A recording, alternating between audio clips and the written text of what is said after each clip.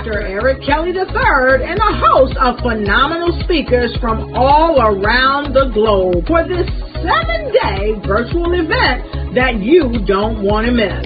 The mission of the Black Business Expo is to raise scholarship money from kids all the way from high school all the way from college. The Black Business Olympics is one of the largest Black business showcases in the world. It is an opportunity for businesses and companies to showcase their businesses globally. We are going to be giving away laptops up to $5,000 away to students. Again, I'm Olivia Appleberry, the founder of 2 Cents Finance and one of the speakers for the expo. I am so excited to see you there. For more info, go to www.blackbusinessexpousa.com or call 919-308-9090 and hope to see you there. I am Black Business. From the moment I wake until the time I sleep. Yes, I am Black Business. I am Black Business. Tell me, are you Black Business? I am Black Business. Do you support Black businesses? Listen, I support Black business because I am Black Business. Black Business Expo, one of the largest business showcases in the history of Black business in the world. The world! Sign up today at www.blackbusinessexpousa.com or call 919-308-9090. I am Black Business.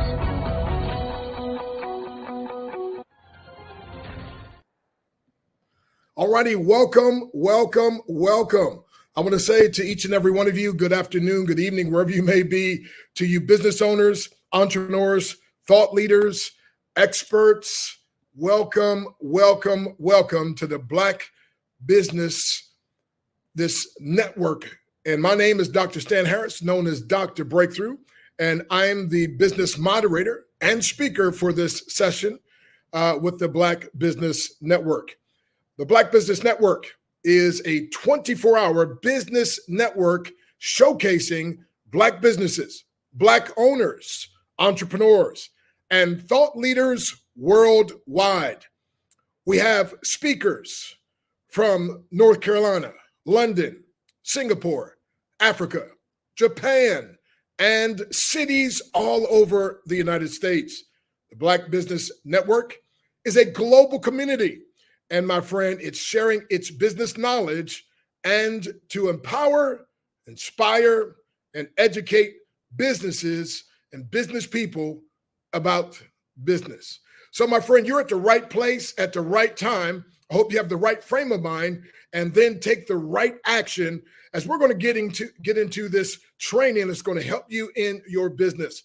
So just a little bit about me. My name is Dr. Stan Harris, aka Dr. Breakthrough. Always give a disclaimer. As Dr. Breakthrough, I can't provide the breakthrough. I just prescribe the breakthrough. However, when people follow the breakthrough prescription, God Almighty provides the breakthrough they desire and deserve.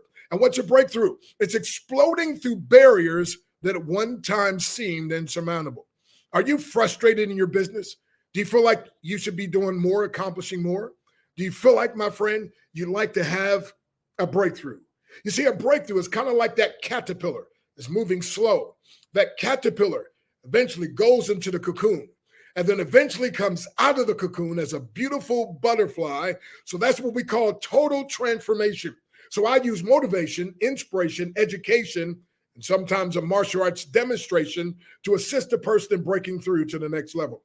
See, I've been blessed to travel over 3 million miles speaking using my 10th degree Grandmaster Black Belt level skills to interweave that into a speech, and not just a speech, but an experience. I write things on boards like fear and procrastination and doubt. I write things like that on bricks, and then I break those, demonstrating to the audience, although these things are hard, with enough focus, precision, accuracy, determination, you can break through the hard things. So I've been blessed to speak and preach in all 50 states and 28 countries. I happen to be married to the woman of my dreams, my wife, Nadia. who's here with me. I call her my ABCD. Stands for Adorable Brown Caramel Delight. And we travel all over the world. Last weekend, we were in Florida where I spoke for a company and then preached on Sunday. Here, we're out in California now. And we just love empowering people. So I educate and empower people to break through any barrier that would hinder their success. We've been blessed to go to the top of 7 different companies in a home-based business arena and network marketing specifically. One company, I was the international training director. I personally sponsored over 988 people. It blossomed into 1.5 million people, and people begged me to write a book. So I wrote a book, How to Build a Big Team Fast, chronicling how I did that and how a person can build bigger teams and also earn more commissions. The book that Les Brown wrote to Ford, Your Breakthrough is Guaranteed, and you can see on the bricks, I have fear and doubt and discouragement, and I break through those, my friend. But this book is a powerful book that will bless you. And I've been blessed to be paid as much as $1,000 a minute. But in a nutshell, I'm just a nobody that God made into a somebody. And my friend, I'm trying to tell everybody that he can do that, if not more, for anybody. So I want to address your attention on this topic. Every master was once a mess, and therefore every mess can one day be a master. Let me say it again. Every master was once a mess. Therefore, every mess can one day be a master. You see, my friend, my life was a hot mess. My dad left when I was 3, never came home, never called, never sent mom a dime. I've been through physical abuse, verbal abuse, sexual abuse. As a matter of fact, as a 6-year-old boy, I was out in the middle of a field playing and a gang of teenagers came my way. I was so afraid I froze in my tracks. One of them grabbed me and bam, punched me in the stomach and knocked the air out of me. Have you ever had the air knocked out of you when you're trying to breathe and you can't? Well, I was a 6-year-old boy and it was a gang of teenagers. You would think just one teenager could beat up a 6-year-old boy. It wouldn't take a whole gang. And one after another, they start punching all over me. And finally, one of them picked me up and slammed me on the ground. And then they started stomping on me like I was an ant or a roach. And my friend, and then kicking all over me. And by the time I'm bleeding from everywhere you can bleed, you would think that was enough. That wasn't enough for these guys. One guy flipped me over my back, so I'm face up. They took a great big old bucket of tar, poured it on my face, poured it on my body, took a bunch of feathers, threw them on me, and literally left a 6-year-old boy, tarred and feathered, out in the middle of a field to die. Thank God somebody found me and rushed me to the hospital. And but again, I'm telling you, my life was a mess. I tried to commit suicide on 2 occasions, my friend, 2 occasions. And I'm so glad I failed. And you might be in a hopeless situation now. I'm here to tell you, my friend, there's hope. If I would have taken my life back then, I would have never enjoyed the different things I get to enjoy today. Having been voted into the Black Belt Hall of Fame, having been voted into the Motivational Speakers Hall of Fame, being married to my ABCD, that stands for Adorable Brown Caramel Delight, having been the top of 7 different companies, and my friend traveling the world and empowering people. As a matter of fact, I've dedicated my life to educating, empowering, and elevating people to break through any barrier that would hinder their success. And I do that by empowering them to break to the best, or at least a better version of themselves. And so again, my friend, when I started in the martial arts 55 years ago, I tripped over my own feet. They called me Mr. Baboon. They made fun of me, my friend. But listen, I was focused. You know why? Because I needed something that I could learn to protect myself. As a matter of fact, the reason and the way I got the idea of the martial arts is my mom won a free month of karate lessons. And that free month ran out and she started paying her money. You know, free is good, but when you're serious, you're willing to invest. And my mom got better and better and better until one day, her and her boyfriend got in a fight.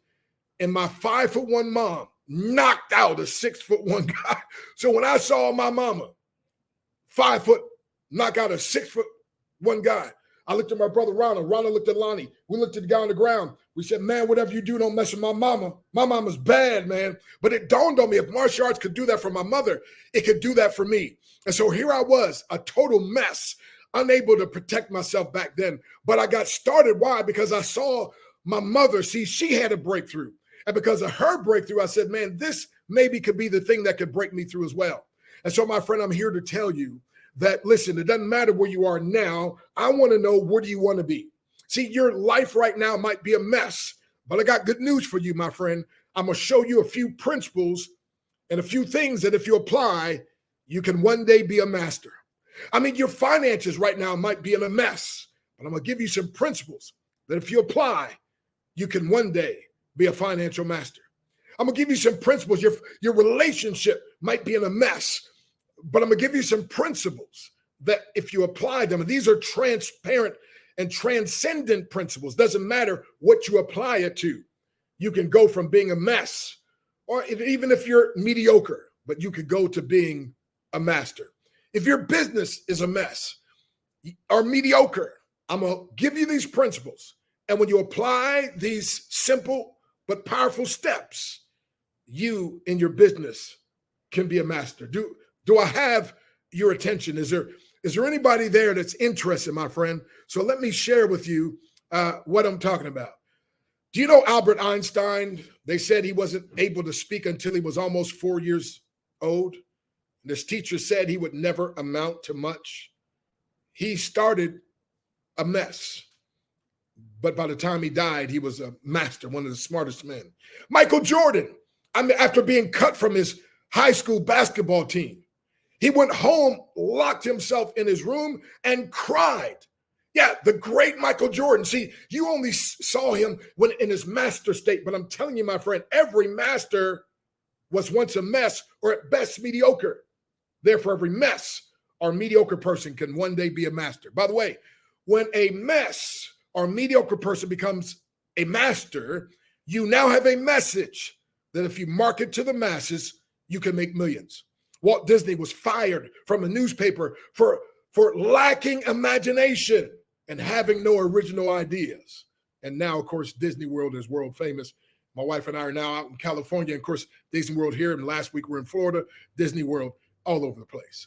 Steve Jobs, at 30 years of age, he was left devastated and depressed after being unceremoniously removed from the company he started.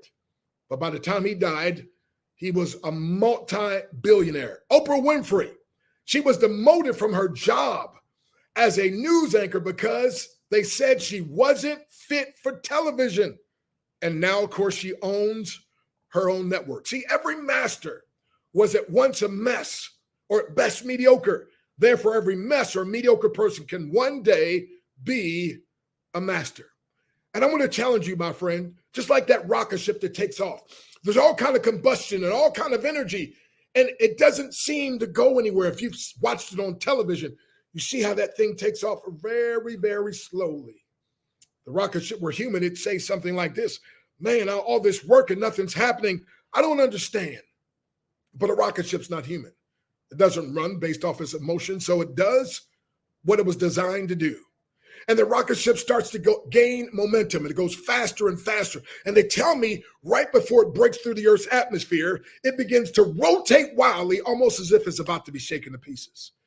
And as I travel the country and internationally, I find people doing everything they know to do in their business, and it seems like it's shaken to pieces. Are you there now? I know people in their relationship doing everything they know to do, and it seems like it's shaken to pieces like that rocket ship. Are you there now? I know people that do everything they know to do, it seems like, but their financial life is shaken to pieces. Could you be there now? I got news for you, my friend. That rocket ship, right before it breaks to escape velocity, it's shaking wildly as if it's about to break to pieces. If it were human, it'd say something like this: I can't take this anymore.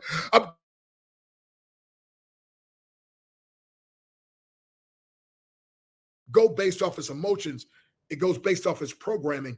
So it just continues to do. And the next instant, they tell me you can hear a big boom as it breaks through the Earth's atmosphere. Now that rocket ship is traveling 25,000 miles per hour. And out of the 1 million pounds of fuel, they tell me 95% is from takeoff to escape velocity. But once it breaks through escape velocity, it will virtually use no more fuel for the rest of the trip. You see, my friend, what we understand from this is that a breakthrough is both sudden and gradual. And everybody wants the sudden part, but without the gradual, you'll never have the sudden. And so let me give you real quick. How is it that you go from being a mess in your business, a mess in your finances, a mess in your relationship, a mess in your spiritual life, a mess? How is it you go from being a mess or even mediocre to being a master? Well, you just take these proven steps. Step number one, you need mentors. See, listen, not one single person has ever accomplished anything great in life without mentors.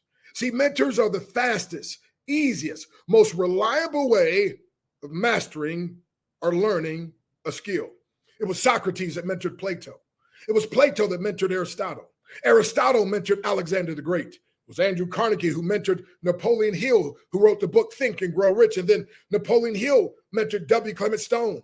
W. Clement Stone mentored Jack Canfield, the co-author of the billion-dollar book series, Chicken Soup for the Soul. It was Benjamin Graham who mentored Warren Buffett. And of course, Warren Buffett has mentored millions. It was Dr. Benjamin Mays, the president of Morehouse, who mentored a young man who became known as Dr. Martin Luther King. And of course, Dr. King has mentored millions, even in his death, my friend. It was Bill Bailey that mentored Les Brown. And the great Les Brown has mentored millions. And one time he spoke to over 80,000 people at one time in Atlanta, Georgia Dome. It was Jim Rohn who mentored millions, and he mentored a young guy named Tony Robbins. And of course, Tony Robbins has mentored tens of millions. In the Bible, Moses mentored Joshua. It was Joshua that continued to mentor those 3 million Israelites. It was Elijah that mentored Elisha. And then Elisha mentored this widow woman in 2 Kings chapter 4 that her husband died. He was studying in the ministry, and her 2 children, they were about to take them to debtor's prison. And she came to the man of God. I think she thought she was going to get an offering. And he said, wait a minute, what do you have in your house? And he showed her, literally gave her some instructions, mentored her, and she started her own home-based business, paid off her debts, and her children lived the rest of their lives off the profits. It was Ananias that mentored Saul, who became Paul, and then Paul mentored young Timothy. And of course, Jesus mentored the disciples. And I love what he said. He said, the works that I do shall you do also, and greater works than these, meaning that the mentee cannot just do what the mentor has done. The mentee can double what the mentor has done. So here's what I teach people. Call yourself, say, listen, I am a master in the making. Come on, somebody. As a matter of fact, a great mentee, a true mentee is really a mentor in the making.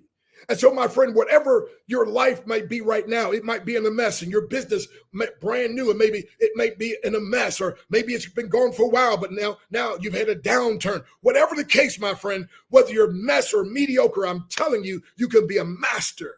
And it starts with mentorship. You see, you want to learn to walk with those who you want to be like, in spite of how it looks. If you ever see a little baby lion cub next to the father cub, he looks just like a little teeny thing, but guess what? He's going to grow into that big giant king of the jungle. And you can grow, my friend, the same. You see, you need to believe in yourself. And if you can't believe in yourself, believe in the God in you, or a mentor who believes in you until your own belief kicks in.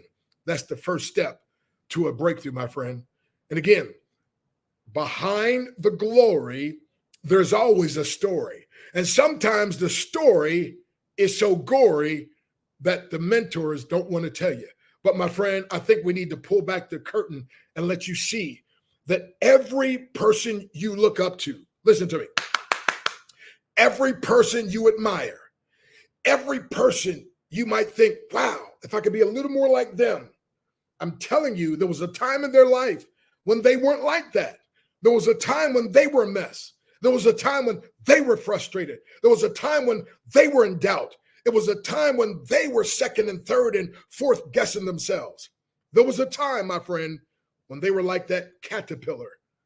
But you see them after they've been transformed and metamorphosized into a beautiful butterfly. But they didn't all live or start off like that. They started off the caterpillar. And so they started off a mess. See, watch this, my friend. You have to understand that there's not just hope, there's help. But my friend, one day, if you stay committed to these principles I give you, you'll even look at your own life and it's like, wow, man, I barely recognize myself. You'll have people say, man, how do you do that? But you start as a mess, you get mentorship. Number two, not just if you want to go from being a mess, mediocre to a master, not only does it take mentorship, but number two, it takes a mental shift. It takes a mental shift. See, that's another thing, the power of a mentor. See, we oftentimes look at our problems and concentrate on our problems. We oftentimes look at our shortcomings and concentrate on our shortcomings. And a mentor can help you to see, get this, a mentor can help you to see down the road. A mentor can help you to change instead of shifting from your problems to shifting to your potential and what you can be and what you will be, my friend. And so it's not just mentorship. It's a mental shift away from what you're going through now, a mental shift away from what you went through in the past that you somehow keep reminding yourself. See, no, don't, I tell people when bad things happen, don't curse it, don't nurse it, don't rehearse it, give it to God and let him reverse it, my friend. But it starts, number one, with mentorship, and then number two, a mental shift. See, write this down, my friend. Without a breakthrough mentality, nothing on earth can help you. But with a breakthrough mentality, nothing on earth can stop you. Ooh, that's good. Can I say it again? Without a breakthrough mentality, nothing on earth can help you. With a breakthrough mentality, nothing on earth can stop you. See, the good book says, as a man, and that word man is mankind, as a man thinketh in his heart, so is he. See, if you think you are beaten, you are. And if you think you dare not, you won't. If you like to win but think you can, it's almost a cinch you won't. If you think you will lose, you've already lost. For this powerful truth we find, success begins with a person's will. It's all a state of mind. Life's battles always go to the stronger woman or man, but sooner or later, those who win are those who first think and then know that they can. And my friend, you've got to know you can, but when you have a good mentor, the mentor will assure you that you can. See, if you're going to go from being a mess or mediocre to a master, you got to take the step. You got to have a mentor, but you got to have a mental shift.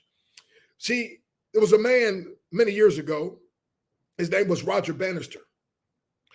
They said it was impossible for a man to run a mile in less than 4 minutes. They said, if a man would run a mile in less than 4 minutes, his lungs would explode. The doctors, the experts said this. But Roger Bannister didn't do that. He didn't believe that. And he had a mentor. And his mentor said, I believe you could be the first man to break the sub 4 minute mile. And because he believed it and he worked on it, then May the 6th of 1954, he broke the sub 4 minute mile, 3 minutes. 59.4 seconds. But guess what's, that's great. That's powerful, but not as powerful as just 16 days later, his record was broken. Are you listening to me?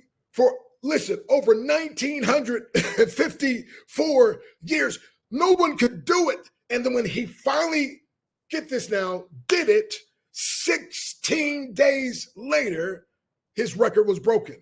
And then 24 days after that, I believe it was, that record was broken. So here's the thing. You got to have, again, my friend, a breakthrough mentor, a breakthrough mentality. Understand this, my friend.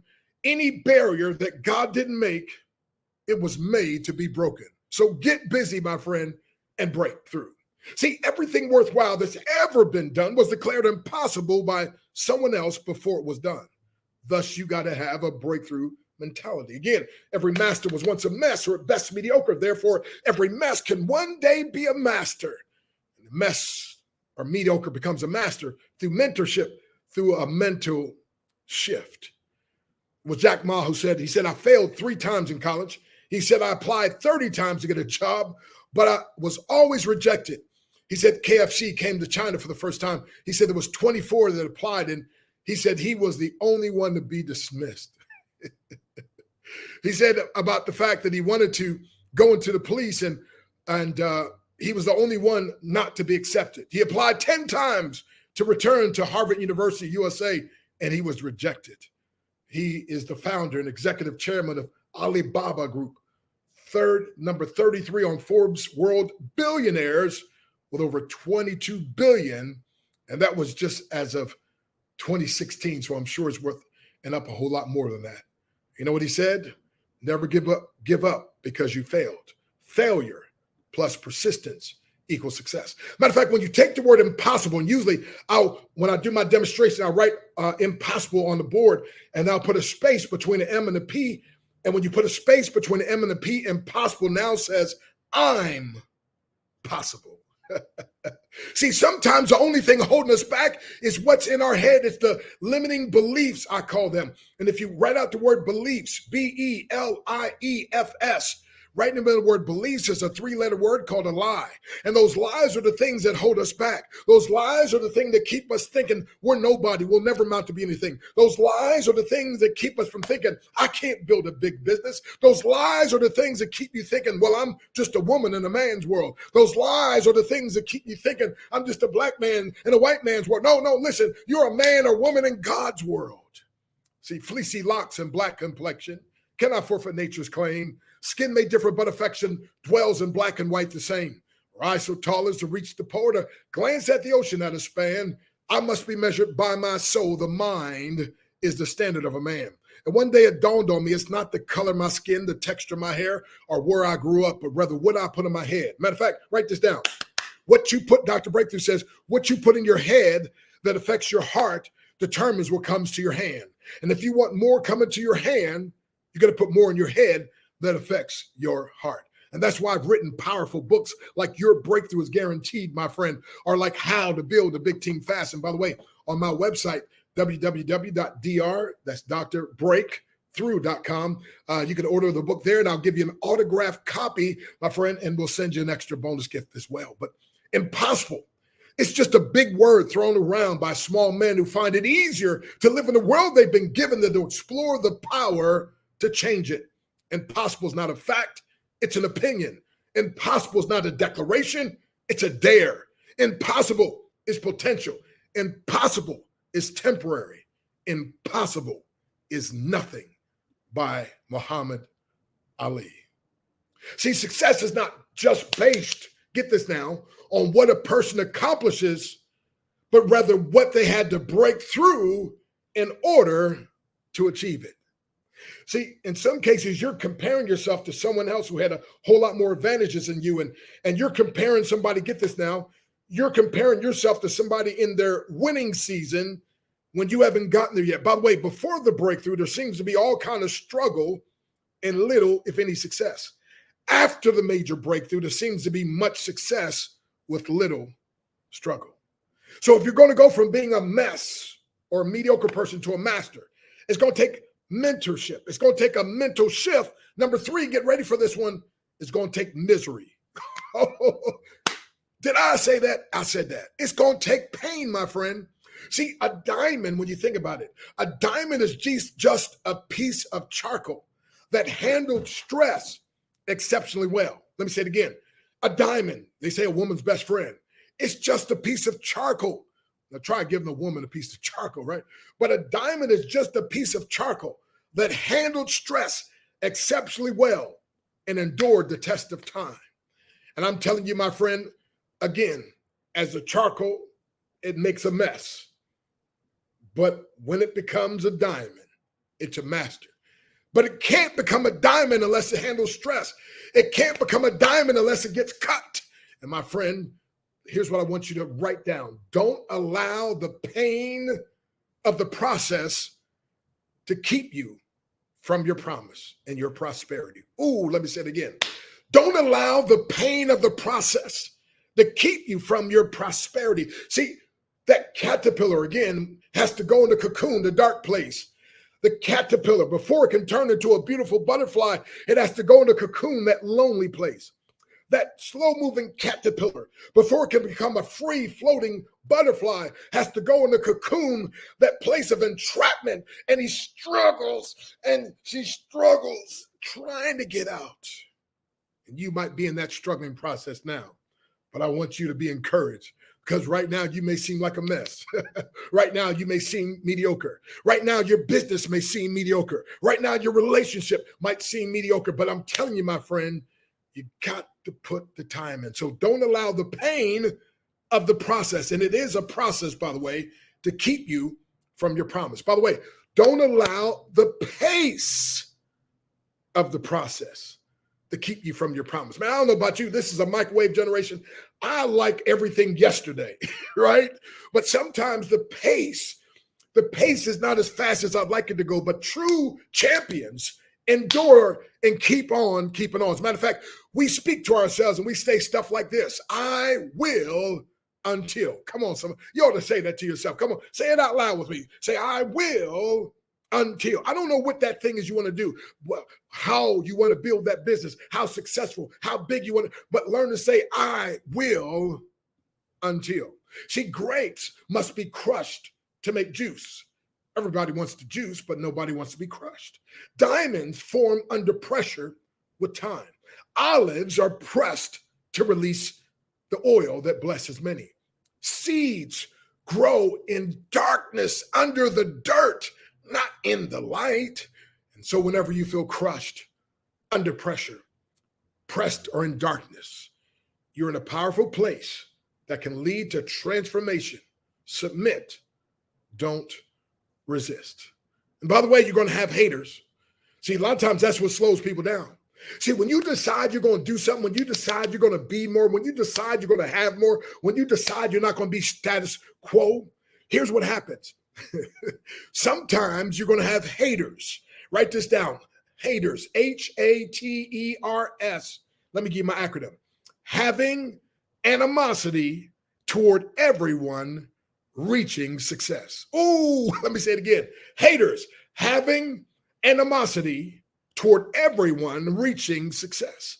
See, my friend, one of my mentors told me, if you want people to leave you alone, just do three things: have nothing, know nothing, and do nothing. He said, if you want people to get after you, do three things: have more, know more, and do more. Well, I got to thinking, if you have nothing, know nothing, do nothing, they're going to call you lazy and shiftless and no good. So they're going to get after you no matter what you do. You might as well go ahead and do it.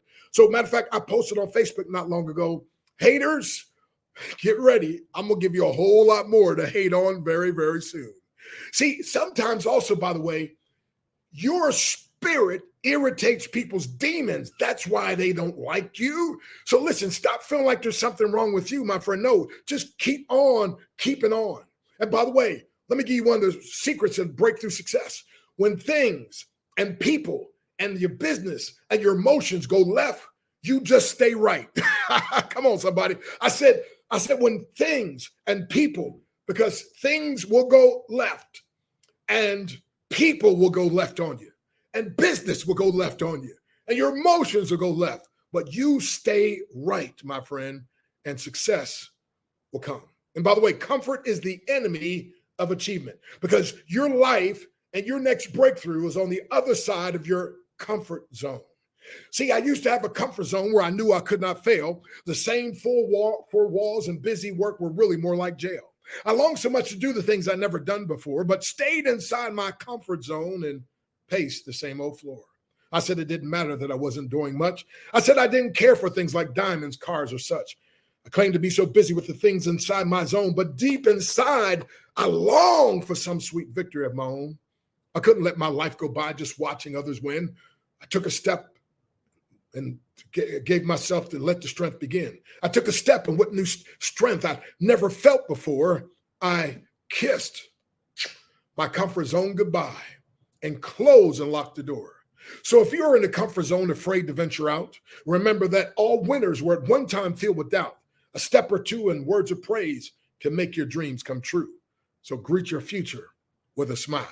Success is there for you, and your breakthrough is on the other side of your comfort zone. See, if you're going to go from being a mess or mediocre to a master, it's going to take mentorship. It's going to take a mental shift, but it's going to take some misery, my friend. See, pain and adversity causes some men and women to break. It causes others to break records. And I decided, instead of being broken, instead of being down, I was going to be a record breaker.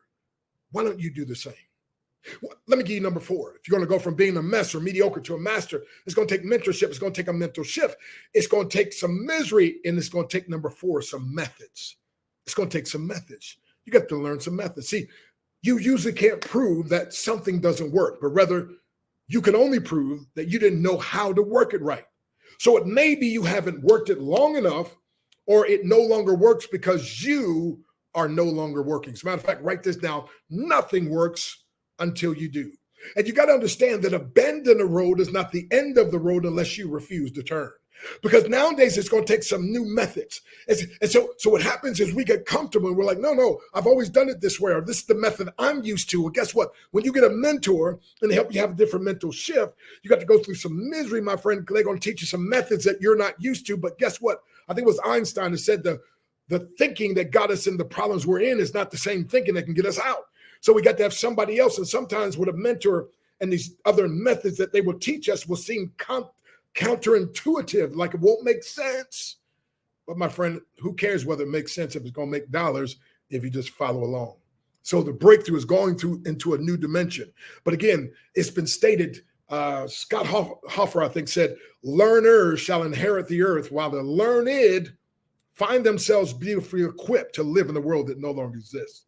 It's been stated that the illiterate of the 21st century, not those who cannot read and write, but rather those who cannot learn, unlearn, and relearn. You see, my friend, you got to come outside your comfort zone. My time's running out. Let me go on. If you're going to go from being a mess to mediocre, or from a mess or mediocre to a master, you're not just going to have mentorship, a mental shift, go through some misery, learn some methods. You got to use your mouth.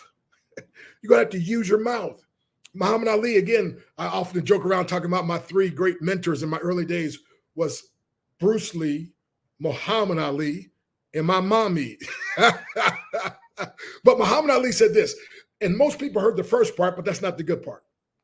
I mean, it's good, but the second part that most people haven't heard is the real good part. Are you ready? Here you go. He said, I said I was the greatest. Now, see, everybody knows that part. That's not that's good, but that's not the real good part. Here's the real good, powerful part. And I don't know why people, they cut the quote off. I said I was the greatest. Here's the best part about it. Are you ready? He said, I said I was the greatest a long time before I ever believed it. Whoa. Did you get that? He said, I said with my mouth, I'm the greatest a long time before I ever believed it. See, he figured out what he wanted to believe, and he figured if he said it long enough and said it loud enough, and the great book says faith cometh by hearing, hearing by the word. So if he said it long and loud enough, he'll start believing it. If he starts believing it, his body gives the energy to make it come to pass. By the way, if you're fighting someone and they say they're the greatest, how do you fight? Knowing that you might get beat, right? But listen, the good book, Romans 4:17 says, he calleth those things which be not as though they were. Job 22:28, thou shalt decree a thing, it shall be established unto thee. So you have to learn how to speak these positive affirmations, speak these positive declarations. Again, it was Muhammad Ali that said that it's the repetition of affirmations, he said, that truly lead to belief. Once that belief becomes a deep conviction, things begin to happen. And so, my friend, I like to put it this way. You've got to learn, get this now, you got to learn to believe, and you got to learn to speak. So, matter of fact, here's the way I put it. You got to speak voraciously, and one day you'll actualize automatically. So you got to visualize vividly, verbalize voraciously, and you'll one day actualize automatically. Many times in martial arts, the sensei would have us say, okay, now I want you to visualize. He'd have us close our eyes. And now you're about to have this match, and I want you to visualize the match. I want you to visualize your opponent striking, and I want you to visualize you blocking or parrying it away. I want you to visualize you then striking, hitting your opponent. And then the judge says, point. And over, we would train like that. And guess what, my friend? Many a time in the fights that I had, it would come out the exact way I saw it in my mind. How many of you ever had a dream at night, or even a nightmare, like a nightmare, right? And you wake up. See, the body doesn't know the difference between that which is, or the mind doesn't know the difference between that which is real and that which is vividly imagined. And so when you can learn, my friend, to vividly imagine things, but then speak those things, my friend, then you can bring life to it. Number 6, real quick. If you want to go from being a mess or mediocre to a master, it's not just mentorship. It's not just a mental shift. It's not just misery. It's not just methods. It's not just using your mouth. It's mastery. Now, this is where we separate the women from the girls, the men from the boys, the serious from those just talking. By the way, I like to say your walk talks and your talk talks, but your walk talks louder than your talk talks. And your talk speaks so loud, or your walk speaks so loud I can't hear a word you say. Let me say it again. Your walk talks and your talk talks, but your walk talks so loud I can't hear a word you say. So mastery means this. You do the thing over and over and over and over again so you can do it without even thinking. So many times in Japanese, it's called senseis, or teacher instructor. And he have us do the same punch and the same kick. We say, Sensei, I already got this. The same kata over and over. Sensei, I already know. He says, no, you don't. No, I can do it with my eyes closed. He said, that's not enough. So you got to keep doing it and doing it and doing it until it becomes part of your subconscious to without even thinking. My friend, I'm telling you, we think the process and the purpose of learning is to be able to quote stuff and say stuff and say, I know it. No. The purpose is mastery. See, the martial arts, we went to martial arts practice. They didn't just tell us what to do and show us what to do. We had to do it, but we had to do it over and over and over and over again. And then we had to teach somebody else. And my friend, you got to get back to mastering. You got to master the basics, my friend. And sometimes the problem is that you're trying so hard to go from being a mess to a master that you think if you just do what the masters do. No, what the master did is the master, get this now, mastered the basics. Somebody said, don't fear the man, and there's no such thing as 10,000 kicks. But don't fear the man that can do 10,000 kicks. Fear the man who's done one kick 10,000 times. And I'm telling you, my friend, it's got to be mastery. And you got to learn something and do it over and over and over and over again. And so anyone who tells you that you can succeed without work is probably trying to sell you something that won't work. And so, my friend, I close with this. You must be committed, like I said, to the process of feeling bad or being bad for as long as it takes to get good, because the seventh principle is money. If you're going to go from being a mess to a master, it's going to take some money. You're going to have to invest in some coaches. You're going to invest in, like I said, some mentorship. You're going to have to invest in some books. You have to invest in some courses. You're going to have to invest, my friend. And I don't understand why they want to be so cheap on themselves. But they asked Warren Buffett, they said in these hard economic times, they said, what would you say, or what would you advise us to invest in? And he said, simple, invest in yourself. Well, hey, God bless you. Thank you for taking the time to invest in yourself to be with me during this time. I trust I've said some things that can help you, be a blessing to you. Again, my name is Dr. Stan Harris, a.k.a. Dr. Breakthrough, at www.drbreakthrough.com. And my friend, I've got a few free trainings if you want to go to www.theinternetmentor.com. That's www.internetmentor.com. Now, there's paid trainings there, but you got some free trainings. And I want to just bless you. Go there, get some of those free trainings. I'd love to speak for your church, your group, your organization, your Zoom. And so, my friend, I close with this. I ignite or reignite a passion of people for life, for love, for the Lord, and for business. And I believe in you. God bless you. I love it. Dr. Breakthrough. Thank you so much for sharing your expertise with all of us. We appreciate you. And as we love to say, genius is common. And my genius is common. Come on. Yes, it is. And we'll see you on the other side. Thank you. All righty. All right. Thank you, everyone, for joining us this evening. What I wanted to do is promote our scholarship. Why are we here?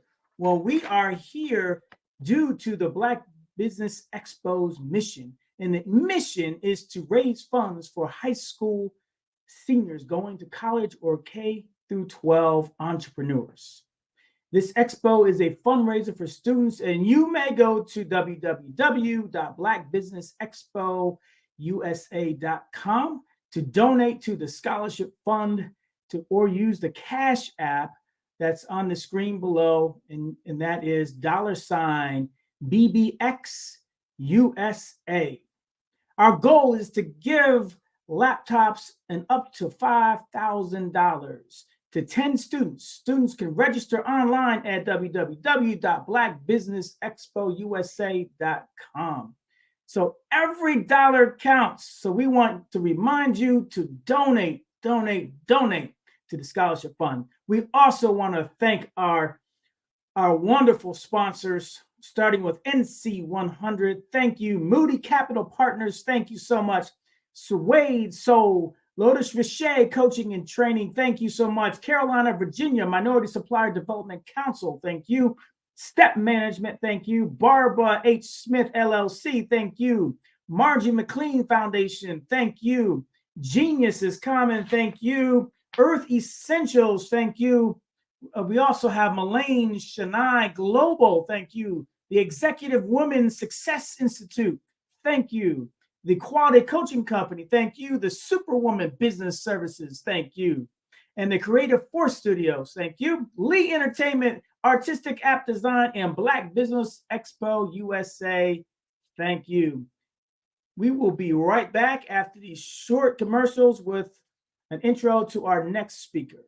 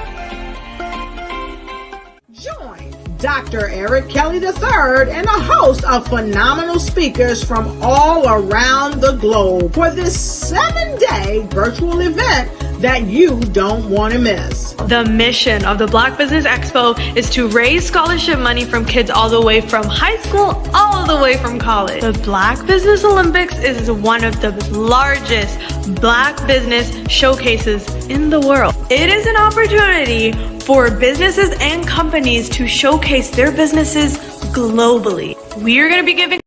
One thing's for sure, now more than ever, content creators deserve to get paid. And guess what? We're all content creators. And now there's Fanbase, the new subscription social network. Fanbase delivers the complete native app experience with full content monetization, no algorithms that slow your engagement or growth, and no ads. Follow anyone for free. Plus, subscribe directly to your favorite creators and brands for $3.99 a month. Or make a Fanbase page and monetize your content the same way. Finally, connect with your following by posting the amazing content you already create and now get paid for it. It's time to energize and monetize because everyone's a fan of something and everyone has a fan base.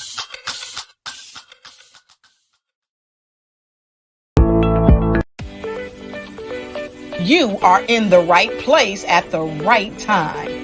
The Black Business Network opens again for its Black Business Olympics, a 24/7 broadcast on business, strategies, global branding, social media marketing, finance, advertisement, and much, much more. Featuring the top, most powerful entrepreneurs and speakers and thought leaders from all around the world as they gather together for this phenomenal event. Join the Black Business Network streaming live into the metaverse, STEM City USA, Black Multiverse, Pod TV, Roku, Hulu, iHeartRadio, Apple TV, YouTube, TikTok, Instagram, Google Podcasts, Facebook, LinkedIn, IBM TV, Spotify, and Twitch. Tune in today and be a part of this amazing movement. The Black Business Olympics welcomes you.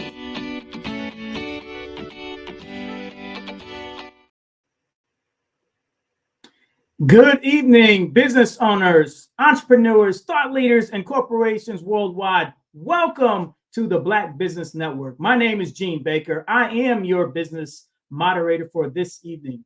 on the Black Business Network. The Black Business Network is a 24-hour business network showcasing Black businesses, business owners, entrepreneurs, and thought leaders worldwide.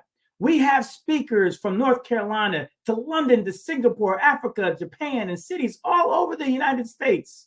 The Black Business Network is a global community sharing its business knowledge to empower, to inspire, and educate businesses about business. Our next speaker is a phenomenal person. His name is Kevin E. Hooks. Kevin is an accomplished nonprofit CEO with over 28 years of executive management experience. He is deeply committed to advancing diversity, equity, and inclusion to democratize opportunity.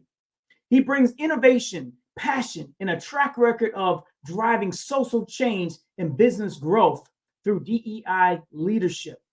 As a founder and CEO of CEO Life Unplugged, he has successfully pioneered new revenue streams, influenced public policies, and transformed attitude by establishing impactful DEI training programs and media platforms. He holds certifications as a DEI-B specialist and a future of work expert, possessing a diverse skill set encompassing DEI program management, team leadership, training and strategic planning and implementation, business development and growth, and risk mitigation. His dedication to excellence and impact on the community has been recognized through my status as a presidential leadership, or his status as a presidential leadership scholar, a prestigious acknowledgement of his outstanding achievements and contributions to our community, state, and union. Throughout his career, he has consistently created and implemented effective systems and structures to foster a culture of inclusion and promote DEI across diverse organizations, including notable roles as at Acorns, Las Vegas Clark County Urban League, that's a mouthful, and Weber Shandwick. His proven track record reflects his ability to enhance funding resources, assemble and support award-winning teams, and provide expertise as a culture curator and social justice advocate. Ladies and gentlemen, without further ado, I present to you, with that introduction, Kevin E. Hooks. You are in for a treat. Thank you, brother. I appreciate you. I just want to be like, all right, turn me off my headphones, like the young people say. I'm telling you, man, just reading through all that, I'm excited to hear from you. I love that space. I do some work in that space myself, so I am looking forward to the important message you are about to deliver. And as we love to say, genius is common, and I'll see you on the other side. Bye-bye. That is fantastic. Let's see. I guess this is a free-flowing show, so let me just dive right into it. I am Kevin E. Hooks, CEO of CEO Life Unplugged, and we are the tip of the spear for organizations that are committed to actual and real diversity, equity, inclusion, and belonging programming. We help to influence public policies and attitudes and laws. And we like to call ourselves social justice advocates. We're anti-racist trainers, bias exterminators, inclusion experts, and community builders. We are geeks about all things equity. We're explorers in this land of innovation, and we understand and highlight the critical importance of integrating diversity, equity, inclusion, belonging, and accessibility thinking into developing and funding emerging technologies. And our mission is to advocate for incorporating diversity, equity, inclusion principles in creating, developing, and funding cutting-edge technologies. So one of the things that we really are focused on through all of our years of making sure that our opportunities are available to everyone, in particular, people who look like us and people that are underrepresented and people that are marginalized. Our goal is to allow us the opportunity to participate in all of the successes that support all of these burgeoning technologies. So for example, right now, there's these incredible technologies like artificial intelligence, and artificial intelligence is just simply computers or technology doing things that humans do. That combined with machine learning, and that's, where they're just a computer follows a set of patterns and then learns over time and then replicates the results. The problem is that as those emerge and blockchain grows beyond cryptocurrency and quantum computing goes further and further in its advancements, and things like 3D printing and all of these emerging technologies happen, just like post-slavery, the Industrial Revolution, just like when, we came back from World War II and, the GI Bill, just like the creation of the internet, we didn't get to, people that were minorities or were marginalized didn't get to participate. Well, now we have the opportunity because of platforms just like this to be players in this marketplace.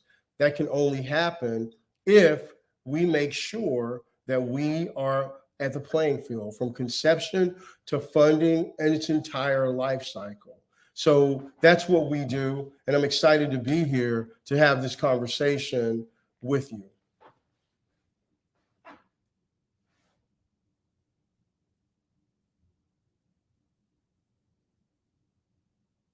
Are we still rolling?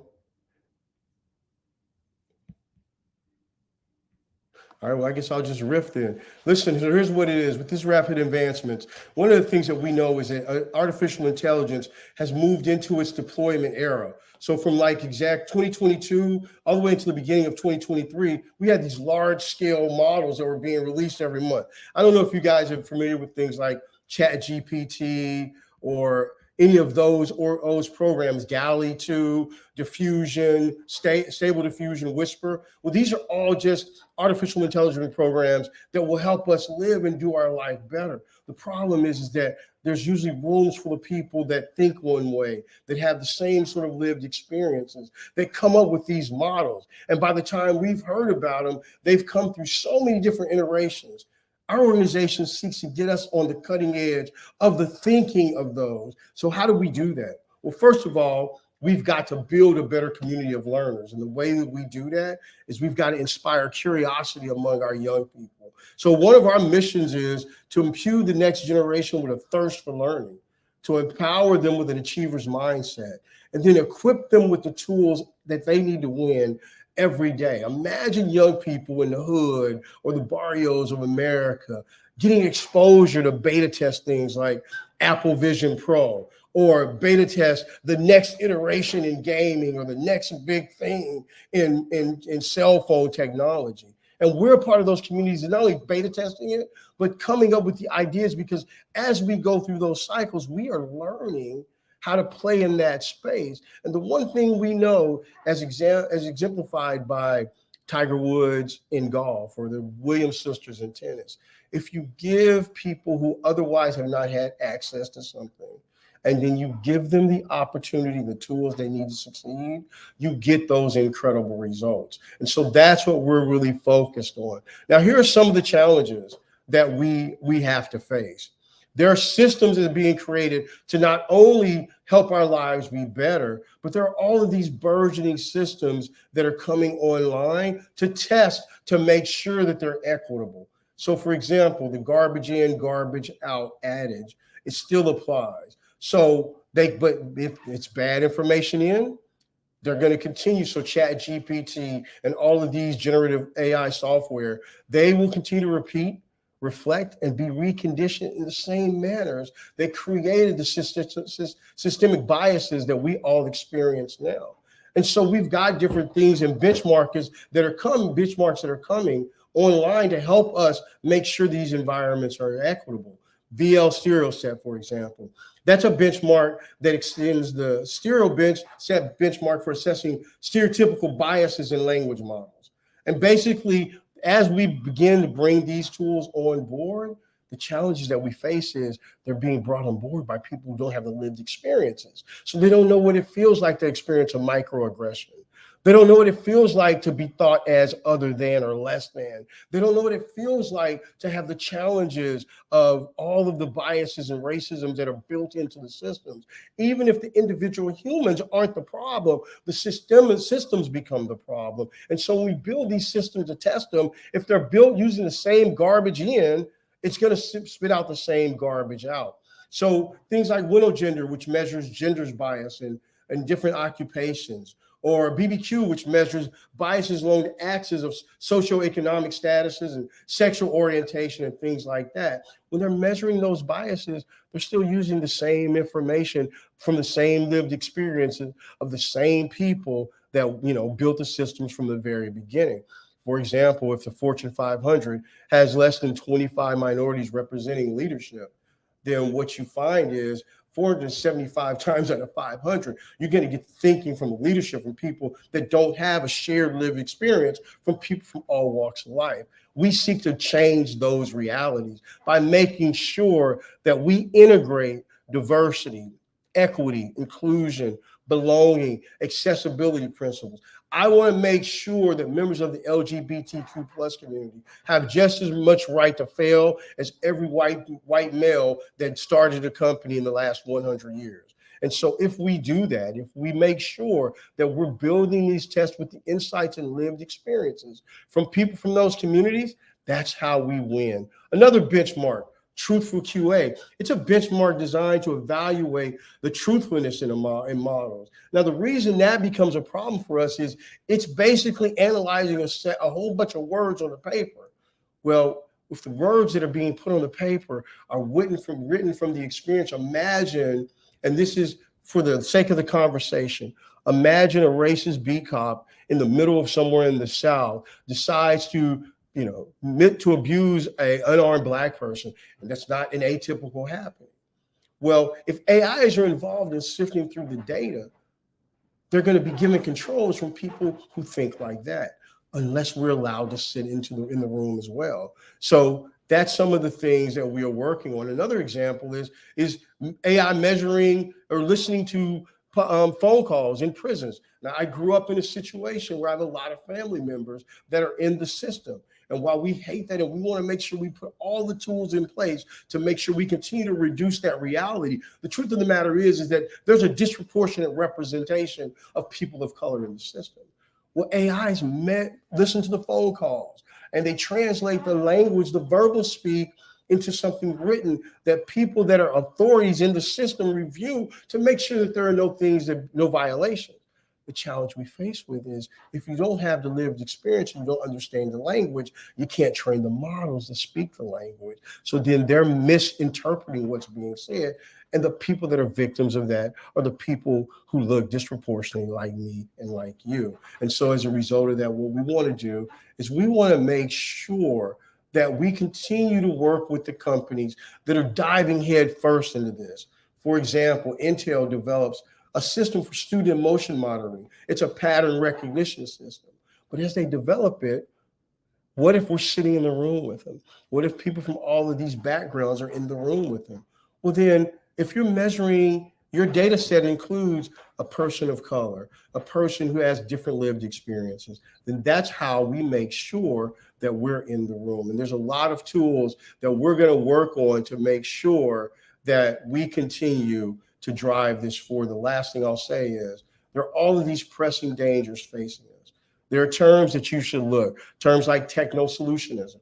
What is techno-solutionism?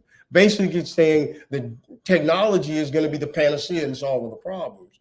But again, for example, there are always algorithms that are biased, and they're biased by choice. So Amazon found it necessary to throw away an entire recruiting tool because the historical data was trained on and the system sets that were systematically biased against women. And as a result, it exacerbated, replicated, and magnified the same biases that they were experiencing their entire career. We want to be in the room to help solve those problems. Yeah, we definitely want to be in the room. And you just said a whole lot there. AI, everybody is talking about AI. But what you just said is something I don't think a lot of people are talking about, but I think it's critically important to your points if we really want to move forward and build on all the success we've had to date, even though there's a lot more work that needs to be done in the DEI space. But let me ask you this then. As we think about DE&I, there's certainly, a lot of work still to be done in that space. But AI, it just seems like this is like cutting edge, is to really help AI learn from that DEI perspective and lens.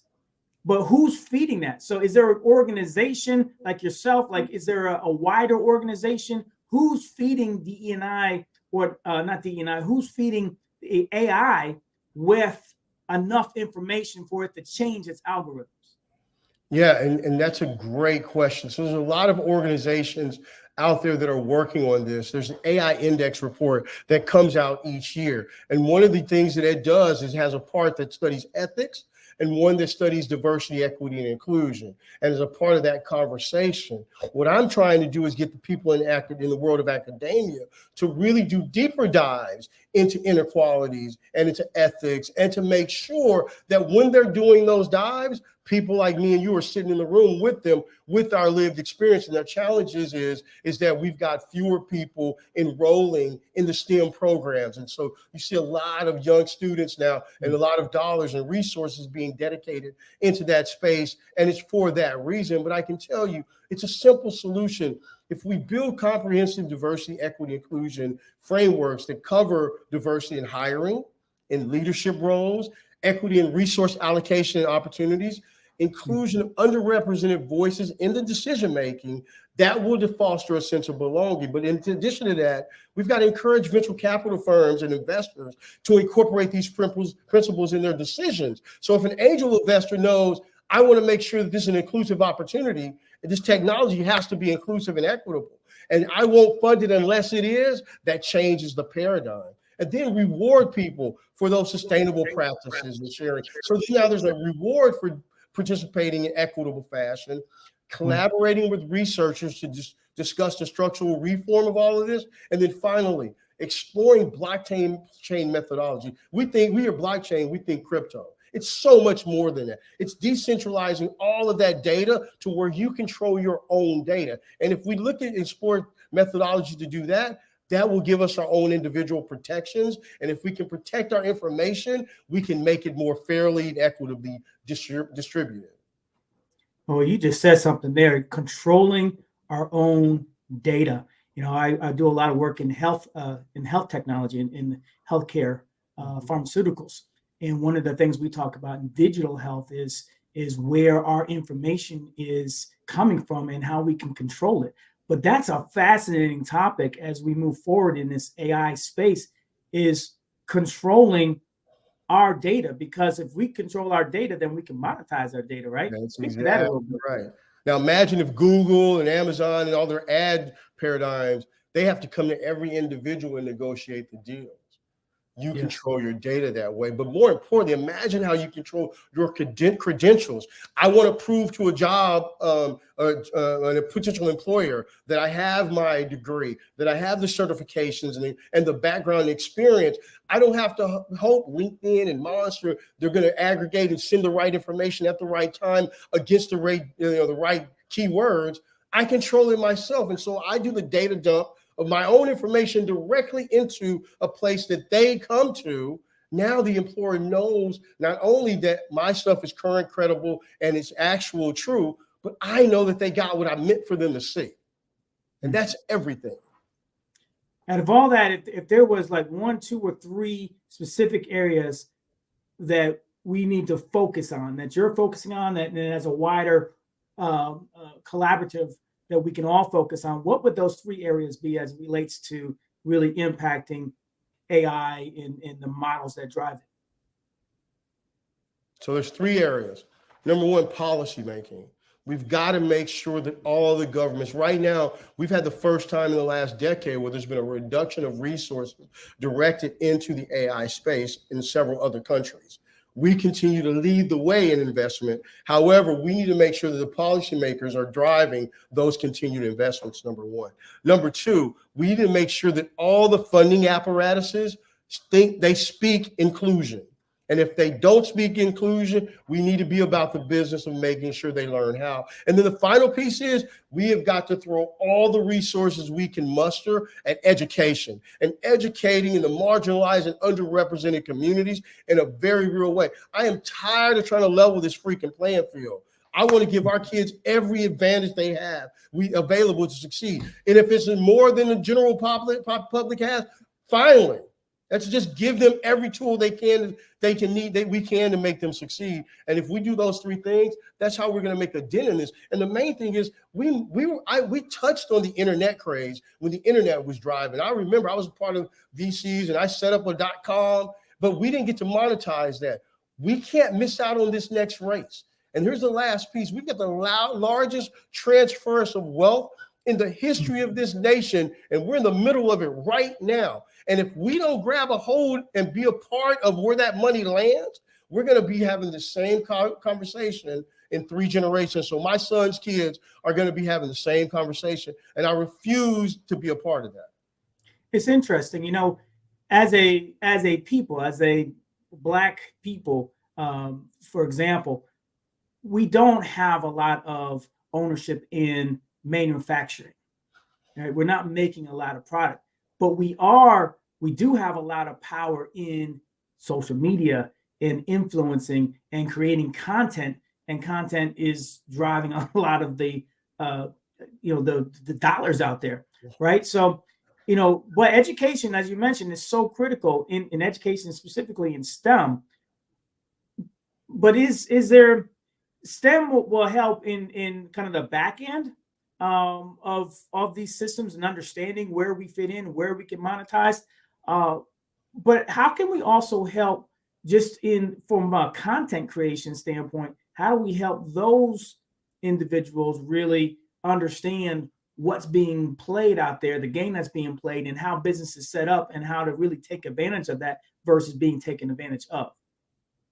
Yeah, and again, listen, that's the whole current strikes that's going on in Hollywood, for example, is a good place for us to start this conversation about content. And it's more than just that, but it's a great barometer for us. The challenge is because we don't know what we don't know, and all of the tools to succeed and grow businesses are in the hands of so few.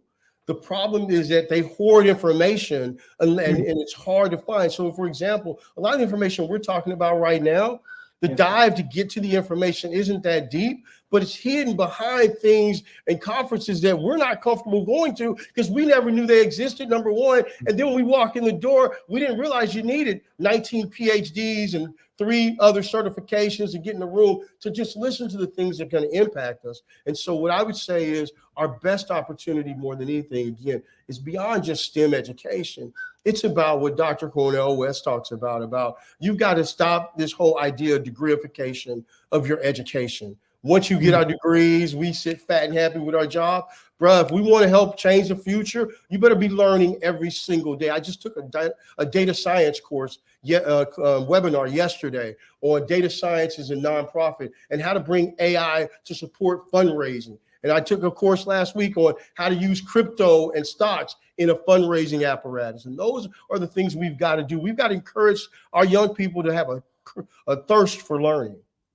Oh, I just took part this week in mock interviews and helping young people, 17 to 24-year-olds, really be ready to interview for real paying jobs, right?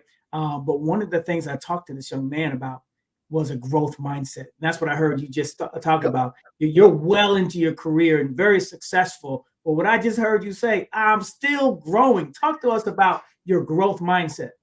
Absolutely. And I mentioned, and you mentioned in the opening, is a presidential leadership scholar.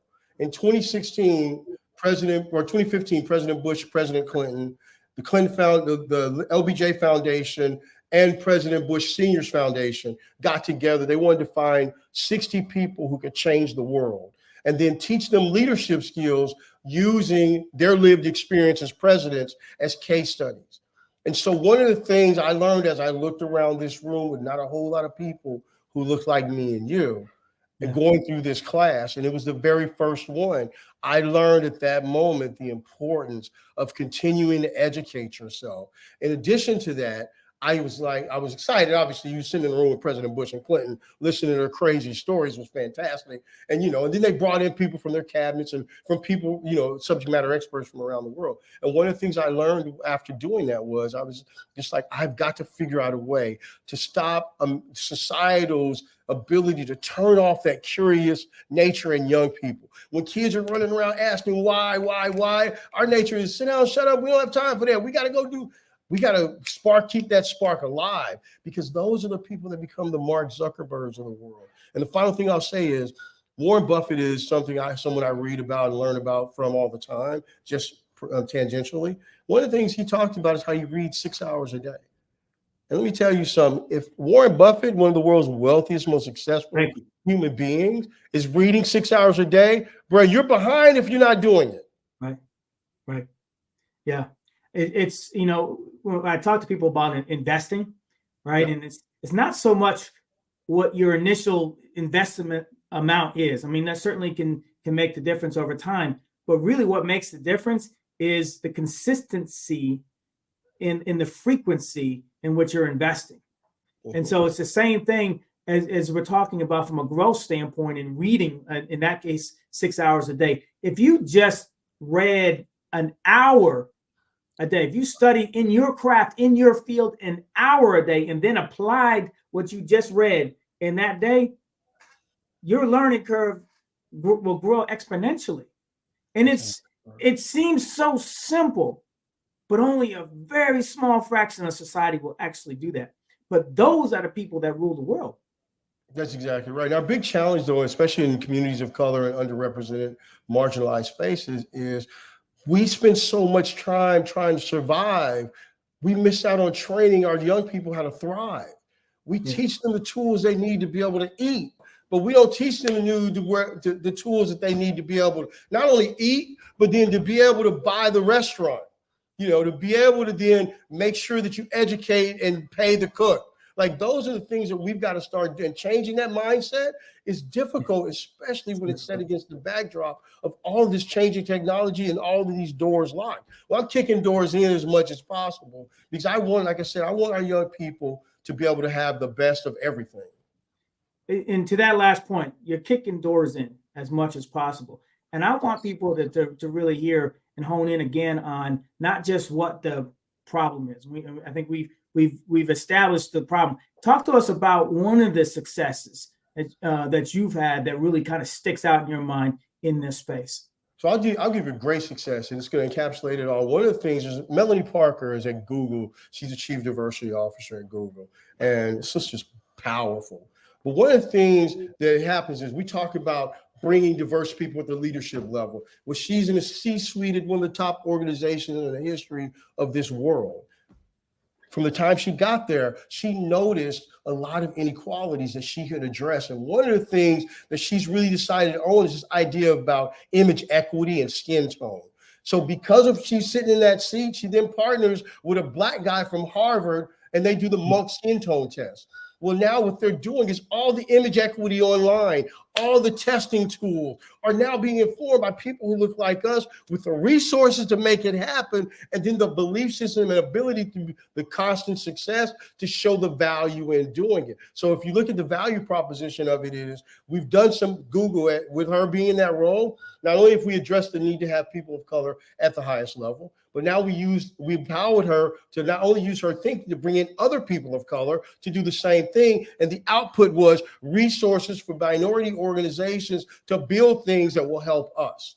If we continue to put people in those positions that really want to affect that change and not just get there and close the door, then we can be successful. And that is the only way.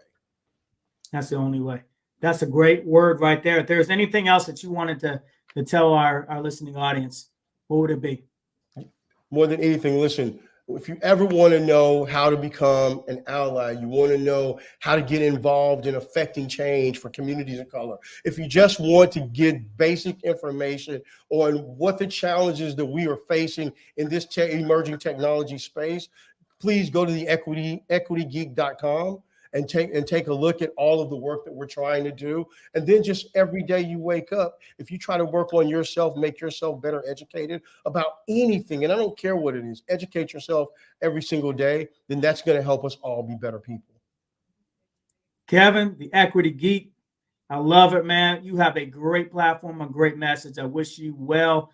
We are all better for listening to you this evening. And as we love to say, genius is common. I'll see you on the other side. Thank you, brother. All right. What a message. What a message. What a message. So thank you again for coming out and speaking to us this evening. What we also want to do is remind you, please donate to the Scholarship Fund. This is why we are here. We want to bless our youth with computers and $5,000. We want to bless 10 youth with $5,000 and computers. So you can do that by going to www.blackexpousa.com. Please donate to the Scholarship Fund. And we also want to thank our sponsors. You are so critical to the success of this program, for the support of our Black businesses worldwide and for the support of the Scholarship Fund. So NC 100, we thank you. Moody Capital Partners, thank you. Suede Soul, thank you. Lotus Richer Coaching and Training, Carolina, Virginia Minority Supplier Development Council, thank you. Step Management, Barbara H. Smith, LLC, thank you. Margie McLean Foundation Incorporated, thank you. Genius is Common, Earth Essentials, Malone Shania Global, thank you. Executive Woman Success Institute and the Quality Coaching Company, Superwoman Business Services, Creative Force Studios, thank you. Lee Entertainment, Artistic Apps Design, and the Black Business Expo USA, thank you. Coming right back after these messages, I will introduce our next phenomenal speaker. Look forward to it. Stay tuned. The Black Business Expo is changing my life. This year, they are giving away laptops and even $5,000 in cash to students just like me. I'm Alexis, and I want to go to college to fulfill my dream of becoming an entrepreneur. Help the Black Business Expo going to www.blackbusinessexpousa.com and also becoming a vendor, a sponsor, or donating.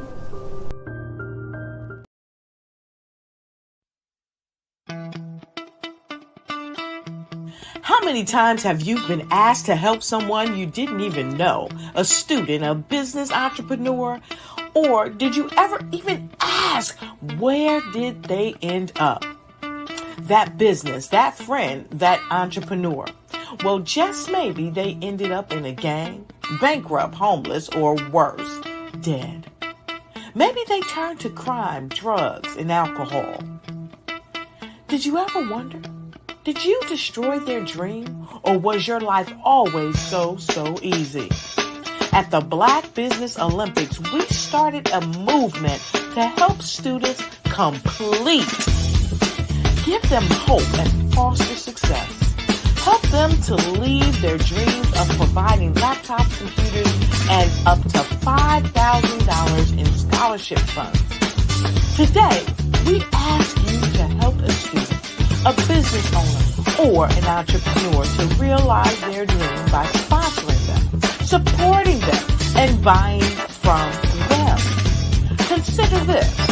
With $1.6 trillion in our Black community, we only ask for a small donation for our students, our businesses, and our entrepreneurs. And you can change a life today. So I ask you, what are you going to do? Sit on the sideline and watch our students in high school be leaders, miss out on their dream from lack of resources? Or are you going to donate to the movement and change their future and yours as well? Give us a call today at 919-308-9090. Change their life by investing with action to the Black Business Olympic Fund. the Black Business Olympics, one of the largest business showcases of Black business in the history of the world.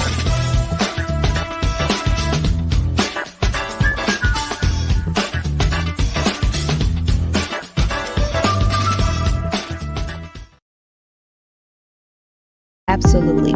So our coaching program help people that have the lack of time, that lack strategies, and lack the confidence to go after their dream life. So we help them implement tools. We help them implement, I love to leave the inherited lack of finances or the education behind finances. But it wasn't until I lost my firstborn, my only son, that life changed for me. And where I was going after it all, living the corporate life, hit my 6-figure income, and living in my dream house with my dream man, driving my dream car. Wow. I nearly lost it all when I lost my son. And so I realized it only takes one financial catastrophe that can change your entire life. That's what made me start All New Beginnings. Because no matter what's going on in life, there's a new beginning. And because of that, we develop a program called Wise Minded. My little slogan is, don't just dream it, let's live it. If they want to connect with you or work with you, what is the best ways for them to be able to do that? Well, for my social media guru, you can connect with me on every single social media platform as Tanya T. Wallace.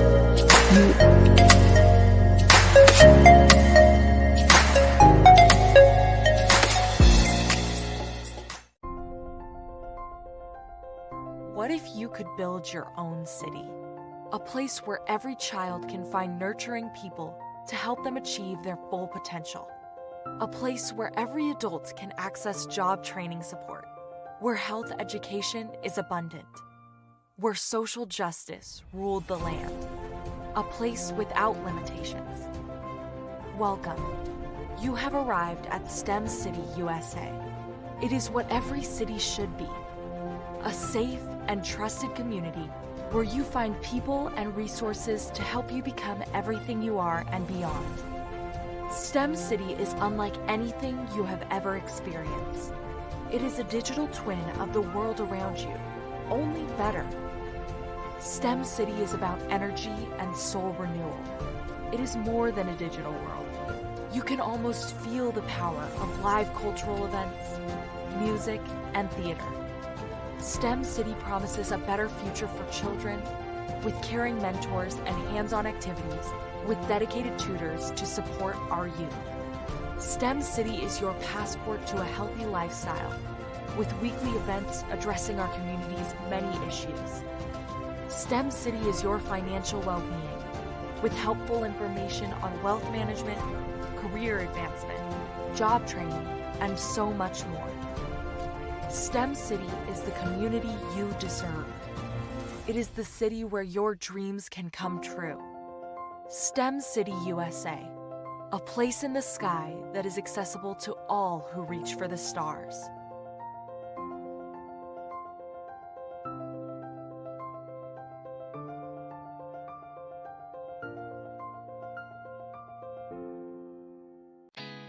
Did you know women represent just 3% of Fortune 500 CEOs and less than 15% of corporate executives at top companies worldwide? Have you wondered what the secrets are to getting into the top ranks, whether in the private or public sector? Do you want to figure out how to stop being held back in your career or passed over for promotion? Then you're in the right place. Hi, I'm Dr. Madeline Ann Lewis, President and CEO of the Executive Women's Success Institute. I have decades of experience in the military, the federal government, and corporate America, and my mission is to help women succeed and tap into their full potential. I want to reach 1 million plus women around the world to become the leaders they are meant to be. So if you want to move into a management or executive level position, or maybe you are a female veteran transitioning out of the military into business entrepreneurship, then reach out to the Executive Women's Success Institute at 301-693-3284. Let us get you on the fast track to success.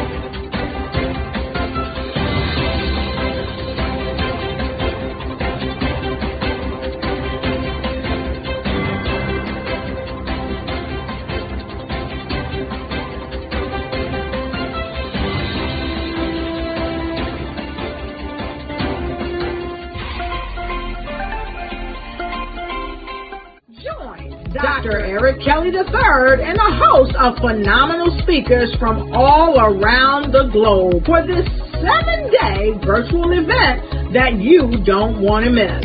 The mission of the Black Business Expo is to raise scholarship money from kids all the way from high school, all the way from college. The Black Business Olympics is one of the largest Black business showcases in the world. It is an opportunity for businesses and companies to showcase their businesses globally. We are going to be giving away laptops up to $5,000 away to students. Again, I'm Olivia Appleberry, the founder of 2 Cents Finance and one of the speakers for the expo. I am so excited to see you there. For more info, go to www.blackbusinessexpousa.com or call 919-308-9090 and hope to see you there. I am Black business. From the moment I wake until the time I sleep. Yes, I am Black business. I am Black business. Tell me, are you Black business? I am Black business. Do you support Black businesses? Listen, I support Black business because I am Black business. Black Business Expo, one of the largest business showcases in the history of Black business in the world. The world! Sign up today at www.blackbusinessexpousa.com or call 919-308-9090. I am Black business. I am Black business. From the moment I wake until the time I sleep, I am Black business. I am Black business. Are you Black business? I am Black business. Do you support Black businesses? I support Black business because I am Black business. Black Business Expo, one of the largest business showcases in the history of Black America in North Carolina. Join Dr. Eric Kelly III and a host of phenomenal speakers from all around the globe for this 7-day virtual event that you don't want to miss. The mission of the Black Business Expo is to raise scholarship money from kids all the way from high school, all the way from college. The Black Business Olympics is one of the largest Black business showcases in the world. It is an opportunity for businesses and companies to showcase their businesses globally. We are going to be giving away laptops up to $5,000 away to students. Again, I'm Olivia Appleberry, the founder of 2 Cents Finance and one of the speakers for the expo. I am so excited to see you there. For more info, go to www.blackbusinessexpousa.com or call 919-308-9090 and hope to see you there. I am Black business. From the moment I wake until the time I sleep. Yes, I am Black business. I am Black business. Tell me, are you Black business? I am Black business. Do you support Black businesses? Listen, I support Black business because I am Black business.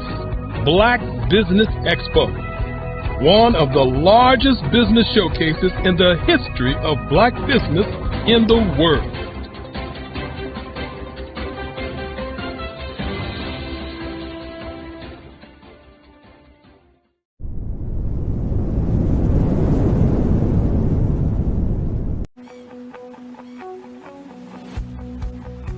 I am Black business. From the moment I wake until the time I sleep. Yes, I am Black business. I am Black business. Tell me,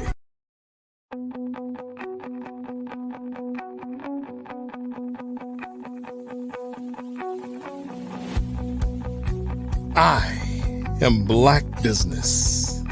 From the moment I wake until the time I sleep. Yes, I am Black business. I am Black business. Tell me, are you Black business? I am Black business. Do you support Black businesses? Listen, I support Black business because I am Black business.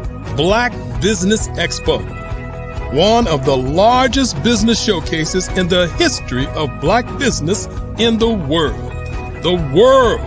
Sign up today at www.blackbusinessexpousa.com or call 919-308-9090. I am Black business.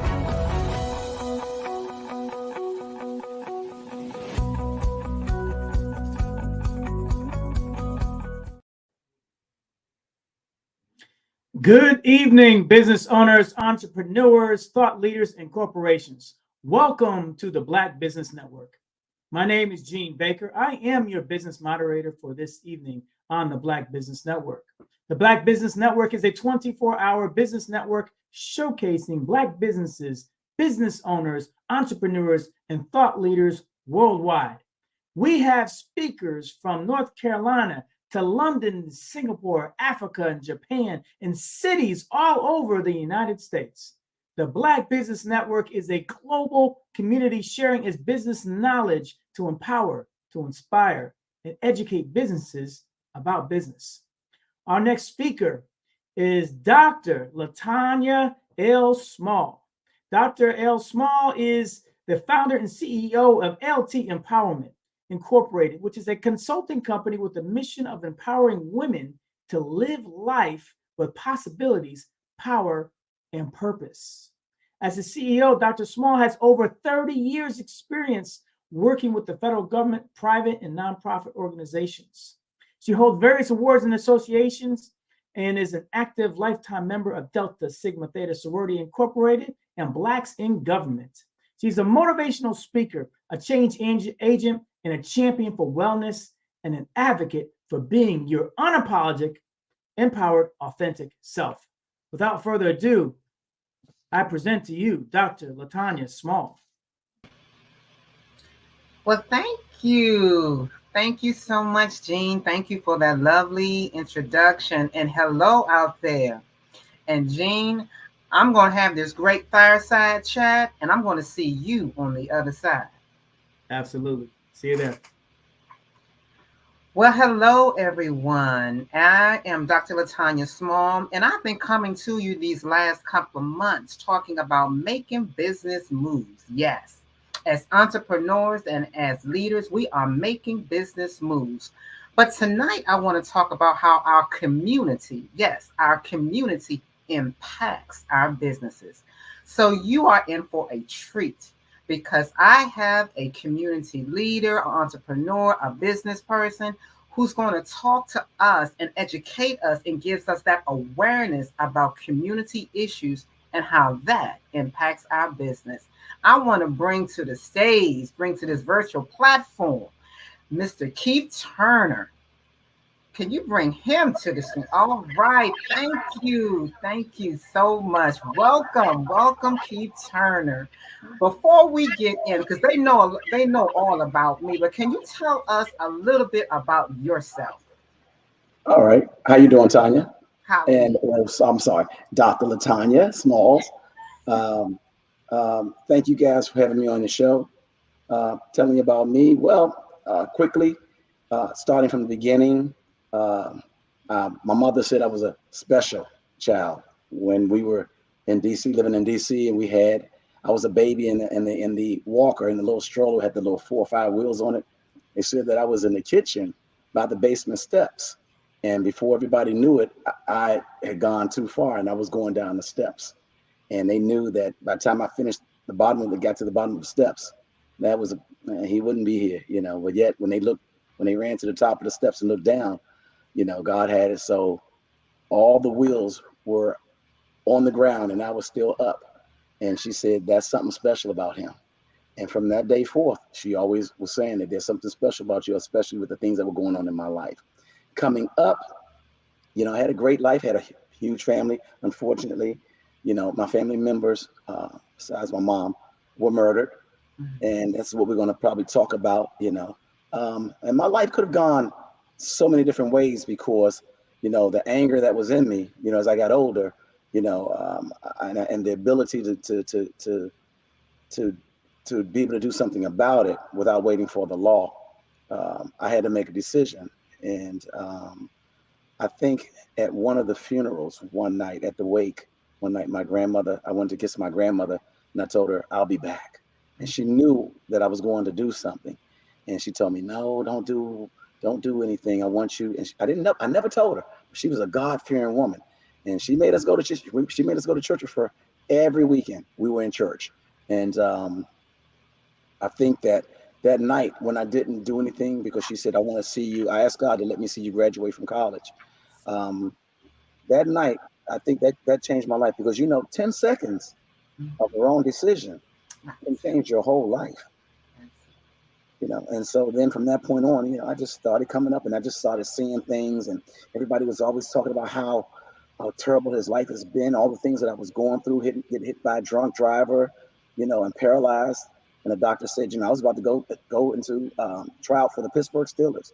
And they were like, well, Miss Turner, your son's paralyzed. His football career is over. He'll probably never walk again. All these things, and I can name more. We're not going to go into all these other things that happened. A lot of people who knew me were saying, man, he's just had such a terrible life. And when you look back on my life, you can sit up there and say, it wasn't a terrible life. It was training that God put me in.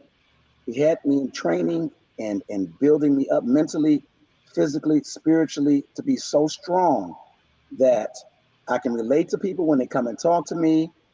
I pray for wisdom when I was, I think, 14. I used to love what I read in the Bible, so I pray for wisdom. That's one prayer that I know that God has blessed me with, so coming up from that point on, I got into giving back to the community, helping the community. I was always leading the community when I was a kid. If you can name an area, a residential area, that the adults followed a 14-year-old kid. I was on a mission and they followed me. And there's just been so many things that happen, designing things, what is it, candy dish made out of ashtrays that was in the newspaper. There's just been so many things that God has just, led me to do that show me that I have something big for you. And then we went from there. I would go from there to my football camp and my cheerleader camp that God gave me a vision to design. I wrote it down on a piece of paper.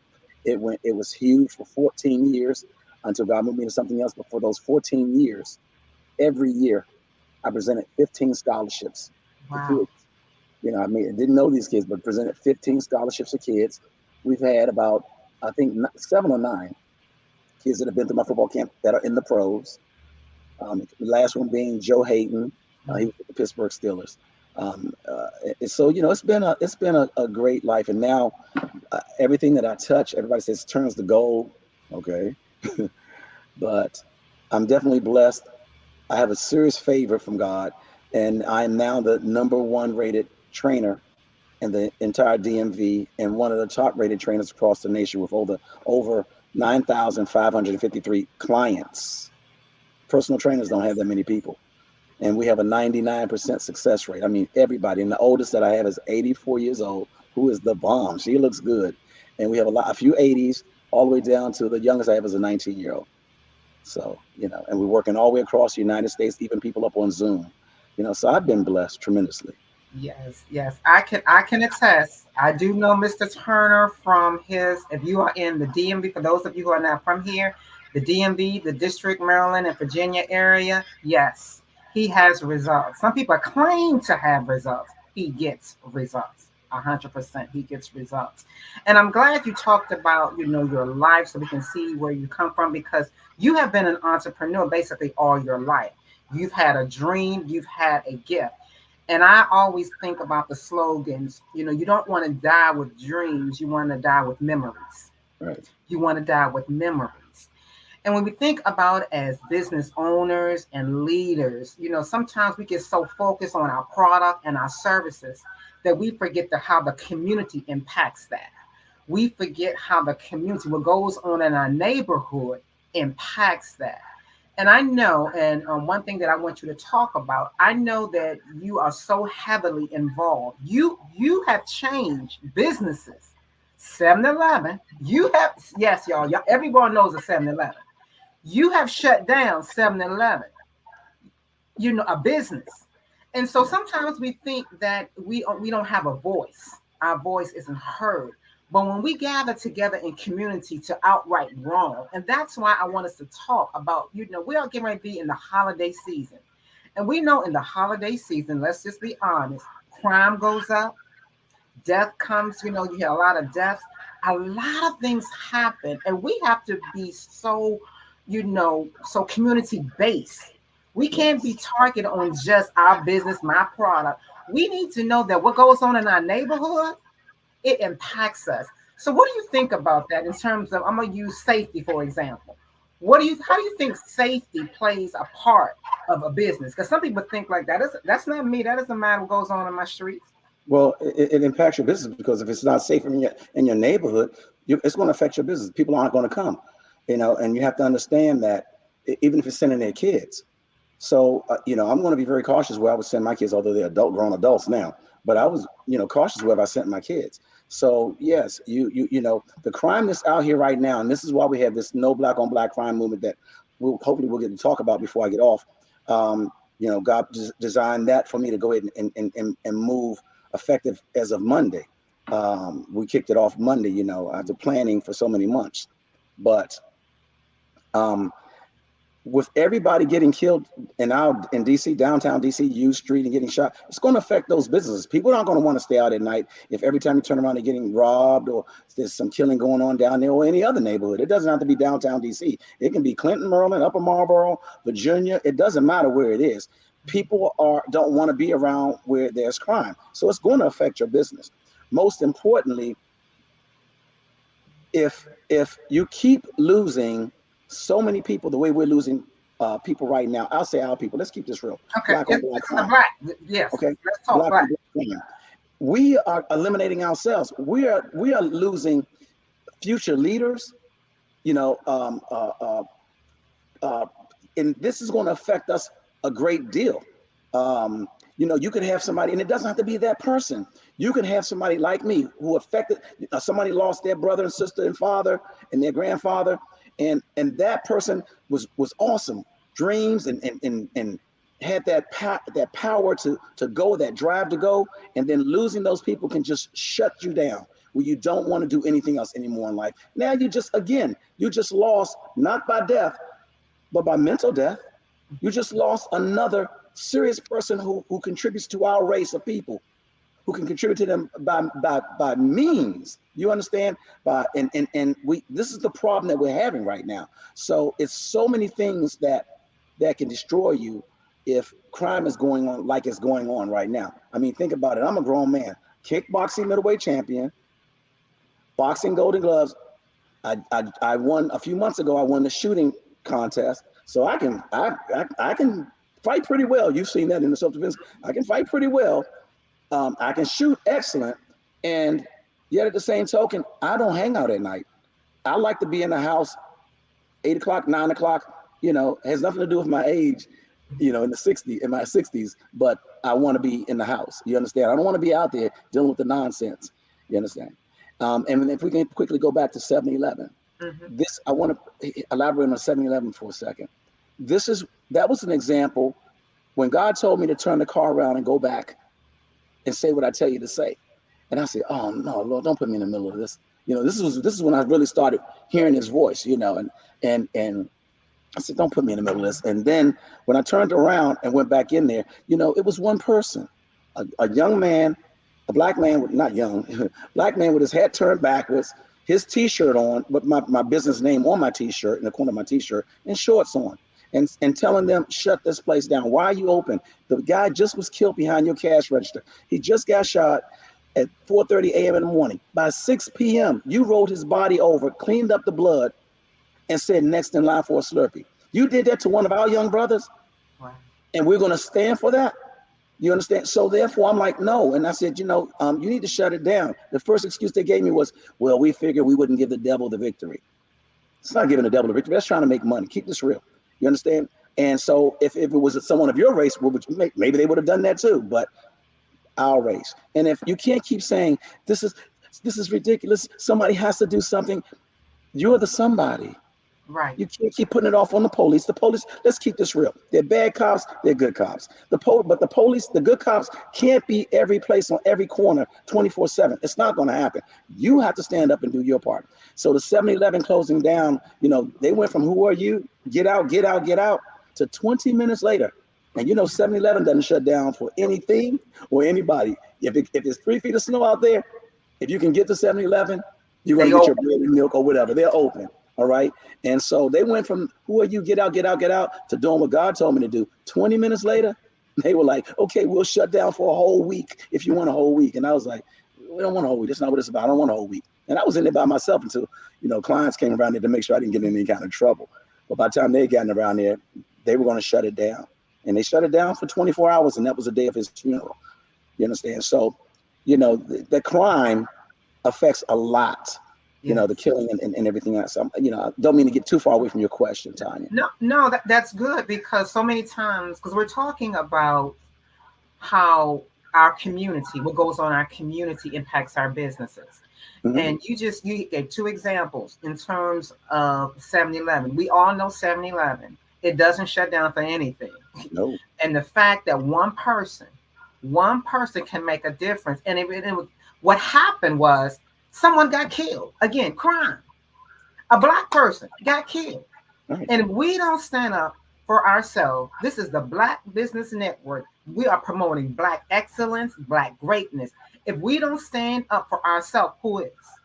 And so I commend you of standing up and say, enough is enough. You will acknowledge. You will just take time out to pay respect for what just happened. Exactly. And that's what we have to do. But, when you talk about, then I want to go back to your movement, because even though you have successful businesses, you are an entrepreneur, you felt not robbery to stop and say, no, I need not only for my people, but all people, especially Black people, all Black people, to kind of say, we need to stop this, because your gym is open early in the morning and late at night. And if we don't feel safe, we're not coming up there. Coming up there. And so people have to get in the owners, and definitely your owners and entrepreneurs. You have to think more just tunnel. You have to look global. You got to think what's going on in your neighborhood and how that impacts your services, your goods. So go back and talk about your Black, no Black on Black crime movement. What is that? The No Black on Black crime movement. That came to me in January. Again, a dream. And I was like, okay, it didn't mean anything. But each month, it got more powerful. It came to me more often. And then when I'm listening to the radio, Joel Osteen or my pastor Jenkins, I kept getting confirmation, because I was wondering, wait a minute, whoa. I don't know anything about this. What do you want me to do? I don't have a platform to work on. And I don't know these areas. You understand? And I just kept getting confirmation, just move and do what I tell you to do what the Lord tells you to do. And, and as phony as people may think it is, I'm being honest. I'm just being honest. I get tired of people saying, God, he is so lucky. Everything he touches turns to gold and everything. I'm not lucky. I just know that when I hear something of the Lord and it tells me to move, I move. I write down what it is. I plan. I write it out, my steps. You understand? I actually go backwards. I write what the goal is, and then I write the steps. I actually go backwards writing my steps, because if one step can connect to another as I'm coming down the steps, I know that when I'm going up that step, it's a solid climb. Mm-hmm. You understand? So I make sure that makes sense. If I'm stepping back off, it makes sense if I'm at this level. And I step off at this level, it's going to make sense if I'm at this level. And so when I get ready to hit the activation button, I'm going up the steps. Every step is solid. And most importantly, I make sure that when I'm going up that ladder, I don't go up by myself. You have to look back and you have to bring others with you. You're only as strong. This Black race is only as strong as its weakest link. You have to pull other people up, because I'm going to tell you this. You can look down on, because I've had people look down on me. as I've been trying, as God has taken me up the ladder, I've had people look down on me, and I'm like, wow. But if you're up there by yourself, it's a long fall down. But if you keep climbing and you pull somebody up at this level and you go to the next level and you pull somebody up at this level and you go to the next level, at least the people who you pulled up right up under you, if you happen to slip, stumble, or fall, you don't have a long ways to go. You're not going all the way back down to the bottom. It's just right there. And if you've been there for them, they're there for you. Yeah. They'll brush you off, keep on going, and get you back up, and you don't have a long ways to go back up to the top. So you have to make sure you're not so high and grand that you can't look out for others. And I'm not just talking about people in your family. See, those scholarships weren't people in my family. Those scholarships were kids I did not know. Mm-hmm. You understand? So you have to look out for other people, okay? Along with so many other things we haven't even talked about that God has blessed me to do. So the no black on black crime is, I got tired of it when God was showing it to me and asked me to do it. And each month since January, I'm watching the TV. I deliberately got up and turned the news on. Every morning, every night, I'm hearing us, shooting us. Kids, they don't care. We're not doing the school break-ins and killing people in the school. We're not doing that. We're not doing the airplane carjacking, hijacking. You understand? We're doing the carjacking. We're doing the killing each other and the things like that. It's like every race has their own thing that they do. It's their own style of crime. You understand? So with the No Black on Black crime movement, what I've done is I've gotten a team of advisors together, and God is making. You talk about some intelligent people, and a team of active. My membership team that's I call the activation team. They make me move. They get things done. When I ask them to get things done, they go at it. Yeah. And it's 20. It's about 30 people on each board that's getting it done. And with that being said, we have designed. Got the website up. And God has turned me over to so many people. I've been in so many calls this week to come on radio, come on TV, so many shows to talk about it. But I've also, I won't go into that part yet. And with that, what we want to do is we want to move, get the word from the East Coast to the West Coast that as a race, we are going to come together one time, at least one time. We're keeping this real. I love this show because I can keep it real. Come together one time, December 1st, 2nd, and 3rd. No black on black crime. No black on black crime. December 1st, 2nd, and 3rd. But I need that message to go not just from the East Coast. I need everybody to sit down, take your little 30 minutes out once a week, hit everybody that's on your phone. Send it out to them, our flyers and our website and everything else that we have. Pull up that, and whatever you need us to send you, we can send you, but get this message around, because this has to spread from the East Coast to the West Coast if we're going to really be able to do this, because contrary to the 7 people who aren't black who I interviewed, it's sad for them to say, I said, tell me what you think about us, tell me what you've heard about us, and tell me what you've seen of us. Yeah. And it was bad for them to sit up there and tell me the things that they said.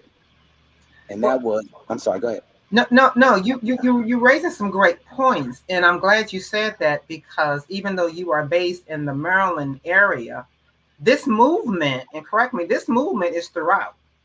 This is not this is so. If you're looking at us from Chicago, if you're in Chicago, if you're in Houston, if you're in Atlanta, if you're in Oakland, if you're in Compton, wherever you are in Mississippi. Crime happens all the time. Yep. It's not just a East Coast DC thing. It happens all the time, and it's impacting not only our businesses, it's impacting our children, our legacy, because they don't have a chance. No. And so, as the Black Business Network is trying to give out computers and, to donate for education, all of that is to build up Black wealth, Black Wall Street. Let's go back to that, Black Wall Street. We had Tulsa, we had the white people destroy it. But right now, who's destroying us? We are. We are destroying our legacy. So when you think about that, let me ask you this question, because you raised some great points. What do you think, and maybe if you've heard this through some of your interviews, what do you think are some of the causes that have all these crimes, why these crimes are coming up, the violence? Is it resources? You know, what's going on? It's more than one thing. In my research so far, economic injustice. It's also, you can't put everything, but it does start there. Because when I went to my daughter's graduation from New Hampshire, right, I went up there, I didn't see any liquor stores on the corners up there. Not that I don't even drink, but I just said, you know what, let me look around. I don't know what made me ride around just looking to see. I didn't even see any Chinese restaurants. I'm gonna be honest with you. So, you know, we are with them being in a position, with our people being in a position where, you know, we're discriminated against. Economically, it's a huge difference. But you know, you are a product of your environment to some degree. At some point, you got to break out of it. Yes. My family was murdered. You understand?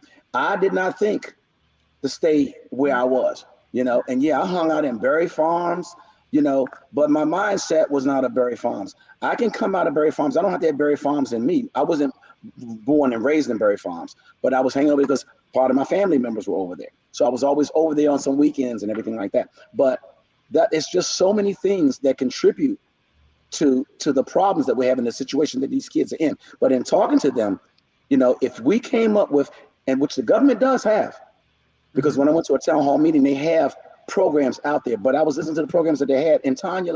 I did not even know the programs were out there. So I'm like, well, I don't know. How are they going to know? Exactly.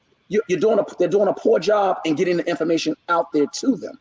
I think that if they get them out there to them, it'll be better. But also, when I was interviewing the 7 guys, out of the 7 guys I was interviewing, 2 are active criminals. One will come on my show, will come and talk to me on my website, as long as his face is covered. But you know, this is what you want to hear. But one of them said this, you know, why don't you all come up with something that I can go learn how to become a carpenter. I can go learn how to become work with HVACs or something like that. But you pay me, because I'm not going to leave what I can make in the street. To come there for free. I'm losing money. I have to make some money. I don't have to make as much money, but because I know that down the road it's going to be a better chance for me, and it'll be a chance where when I buy my stuff, I've earned it. Police can't come, FBI can't come in my house, bust down my doors and take it. And then I don't put my family in jeopardy of getting shot or killed also. So I said, that's a great idea. If we can come up with some programs that we're paying them to come to the program, we can come up with money for everything else. The government can come up with money for everything else. Go overseas and get caught. They'll come up with $400 million to get somebody free to pay another country. What happened to the $400 million over here? Right. You know, before I come and clean your house, I got to make sure my house is clean. Exactly. And you raise that because we do need more reentry programs. We need more training programs. We need things, because it is about the money. It is about the money. And let's be honest, we've all fell on bad times. We've all failed on bad times. It's not when you fall, it's just getting back up. And like you mentioned, having someone, a support to bring you back up, not look down on you, but to bring you back up, and that belief. So I'm glad you said that. Let me ask you this. What would you advise? Give me 3 things. What would you advise business leaders, parents, entrepreneurs, when we talk about the community, when we talk about the violence? What would you say? Give me 3 things. Give me 3 good nuggets that you like. This is what y'all really need to know. Okay. First, it does have to start in the house. I'm sorry. It has to start in your home. You know, you can't be a parent trying to be a friend. My priorities with my kids was this. Hey, look, and all of them know the saying. I'm like, look, one, you can't make a lot of mistakes with me. I've raised my kids with knowing this. Now, it's as unrealistic as it may sound, look at my kids now, but my kids are raised this way. Don't make mistakes in here. Mistakes cost you 3 things. It costs you time. You got to go do it all over again. It costs you money. You got to go buy it all over again because you broke it, or it costs you your life. Repeat that again, because that was good. Someone need to hear that again. Repeat that again. Mistakes cost you 3 things. It costs you time, money, or your life. My kids know. Now, are my kids going to make mistakes? Did they make mistakes? Yes. But by them being conscious of not making mistakes, like myself, we knew that when I don't live paranoid, but I live that where I'm ready to react if I have to react. We went over drills. If somebody broke into the house, they knew the drills. If the fire was in the house, We knew the drills. My wife knew that, hey, if somebody breaks in this house and we hear somebody downstairs, here's what you do. Here's our passcode. You know, if I go downstairs and check it out and they pull out a gun on me and they bring me back upstairs to get you, you blast away if I don't give you that code. You know our code. You're going to say, is everything okay? If I say yes, everything's okay, then she knows something is wrong because I didn't give her a code. That's not the code. You understand? So we prepare not to fail. Right. Prepare not to fail. Yeah. Okay. And you know, I would say the parent, stop trying to be a friend, become a parent. Learn how to become a parent. You may not know everything. You don't. That's what they mean when they say it takes a village to raise a child. I learned so much because my father was murdered. I learned so much, and mine wasn't on drugs. My family, it wasn't on drugs. You understand? So, but I learned so much, believe it or not, from Bill Cosby. Because here's what I did. If we can take the negative things off of TV, because remember, people shoot like this all back in the day. Where did they get this from? Got it from TV. So if you can adopt the negative things from TV, you can adopt the positive things from TV. So Bill Cosby showed me how to talk to my wife. He showed me how to relate to my kids, how to talk to my kids, but at the same token, get my point across to my kids. See, that's why it's no cursing. I don't never curse at my wife and never curse at my kids and all this other stuff. It's none of that. You know, I'm going to talk.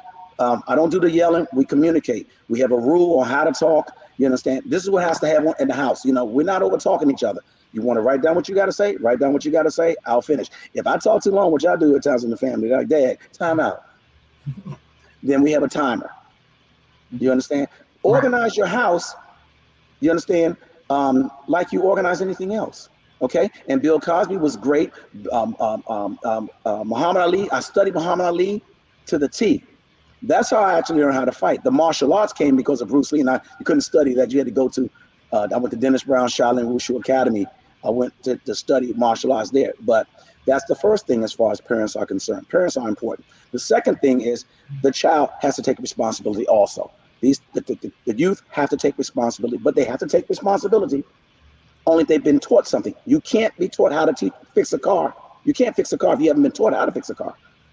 You understand? So they have to be smart enough to put themselves around people who have made it out their area, who have made it. Because broke A people who hang around broke A people, gonna stay broke. That's all I always say. You understand? So if you want to get to know the Lord, you can't hang around people who's clubbing all the time. You want to learn how to make money? Learn how to make money by hanging around people who know how to who made money. Exactly. This is what you got to do. So they have to change their minds. They're so disrespectful now. You can't tell them anything. So, you know, that's got to change. But how is that going to change? You got to be able to relate to them through forums. Have them come to certain forums by fun things, but turn it into it before they go. They have to listen to this. You know, you can have tournaments for youth, and at the end of it, have a motivational speaker that they have to sit there and listen to because it's in the church or it's in the convention center or wherever it's at. You understand? But they got to sit there and listen to it. All right.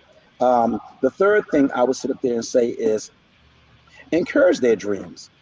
You know, I mean, the guy told me I was a kid, and the coach told me, he asked the other coach, how was I as a running back? He said, and I was a kid, it was my first time out there, and he said, he's a bum. And that thing, I mean, he just looked down at me and said I was a bum. I was like, wow, that thing crushed me as a kid. But I tell you what, I'm the wrong person to say you can't do it. I've always been the wrong person. And so what I did was, as soon as I got to Theodore Roosevelt High School, and the first newspaper article that I was in as a running back was my first year there.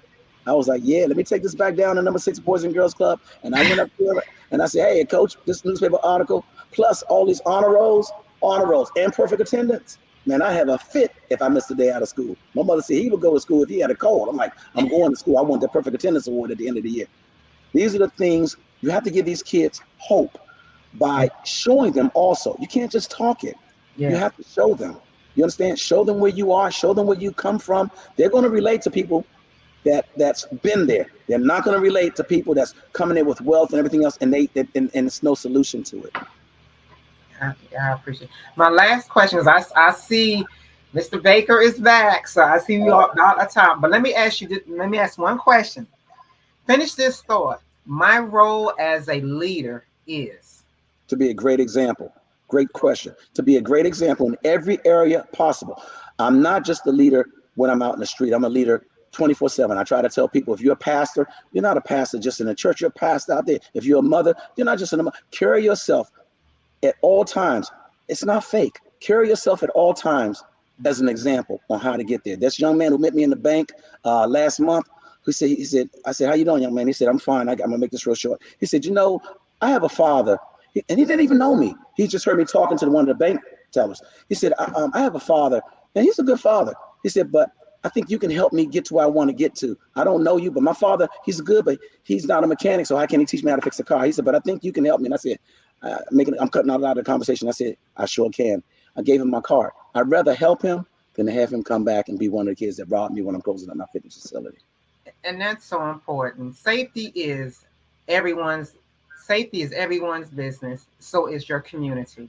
And I hope tonight, everyone, that you saw the importance of how your community issues in your community and your awareness and involvement matters, not only in your home, but in your business. And I see you got the flyer. Can you tell us where we can find that on your Black Business Network? Yeah, you can. The website is noblackcrime.com. Plain and simple, noblackcrime.com. And the number that you can reach me at, I'm sorry, I got to put it in there one time, is 301, and I'll repeat it twice, 367 0483. Again, 301 367 0483. And that's the headquarters. Thank you. Because all of this impacts our Black businesses, our Genius is Common, and our Black excellence. It is your business. Thank you. No, thank you both. What a conversation. Real life advice. And I love the point is about hope. Don't just talk hope. Live hope. Show them hope. I love what you're doing out there. You've been successful. You're doing a doggone thing. And you are a beacon of hope. So thank you so much for sharing. I thank both of you for bringing this to the platform. And as we do like to say, genius is common. And we'll see you on the other side. All right. What a conversation. What we want to do right now is to remind you why we are here. We are here to put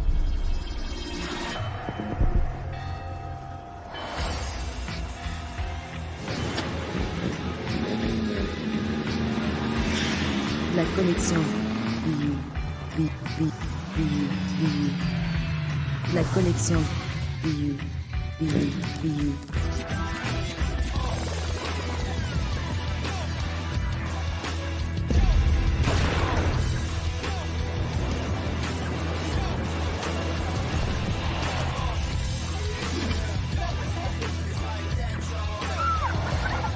In a world obsessed with the cult of celebrity, I challenge you not to aspire to anyone else's greatness, but instead strive to reveal and ignite the greatness within you. Are you serious? I totally think that's it. Hey. No!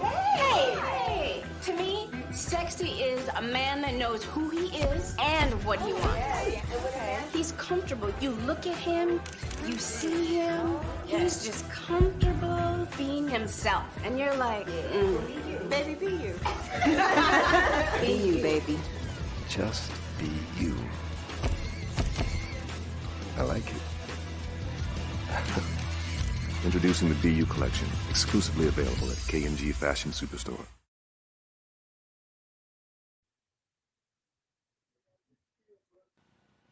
Hello, my name is Kiasi Helm and I'm 14 years old.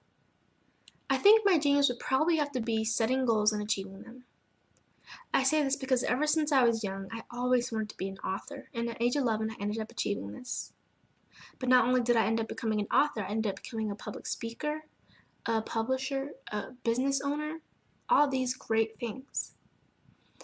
The name of my business is Written by Kids Publishing Company. I decided to start this company because I thought it was important for me to help kids my age express themselves through literacy and just achieve their own goals. Because to me, achieving goals is the best thing in the world to feel. It's you just achieving things and aspirations that you set for yourself. And I know that everybody is capable of this because Even if you don't end up achieving the goal, you still tried your best, and that's the most important thing. And everybody is capable of this because genius is common. Thank you.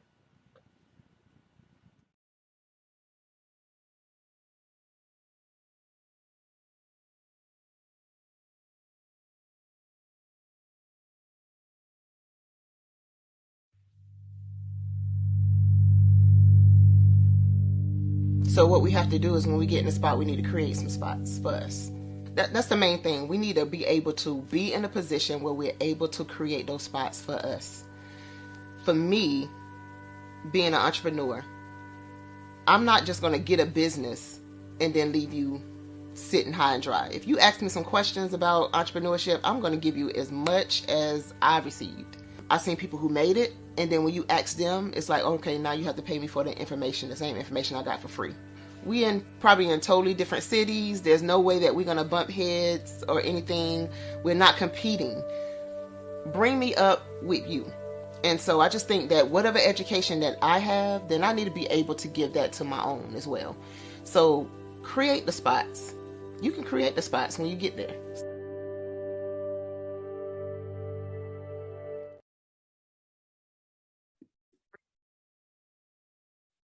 Hello, I'm Dr. Madeline Ann Lewis, President and CEO of the Executive Women's Success Institute. And my genius is helping women accelerate the path to success. You know, I was blessed to have strong women in my life who encouraged, motivated, and pushed me to do my best and to never even think about giving up on my dreams.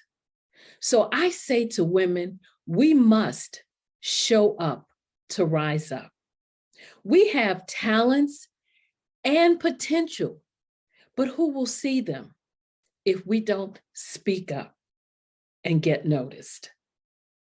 I know that women are a tremendous resource on this planet, and there is nothing more fulfilling than helping a woman tap into her full potential.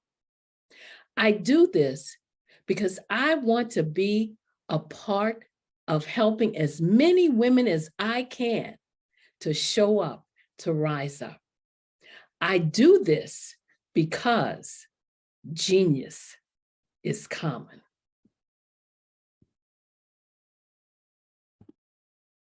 I'm Kennedy Harris. My genius is being an entrepreneur. I'm the CEO of K-Lock, a company where I develop my very own line of kids supplements. I currently market my multivitamin for kids to help combat weak immunity. During the pandemic, research has shown that having a strong immune system is key to fighting off disease. My vitamins are for kids, but adults can benefit from them as well. I'm adding a proprietary blend to my supplement line. I want to create my own blend so that I have a competitive edge in the marketplace. Staying healthy is important to me so that we live longer and have healthier lives. My website is klockproducts.com. That is K-L-O-C-K. Genius is common.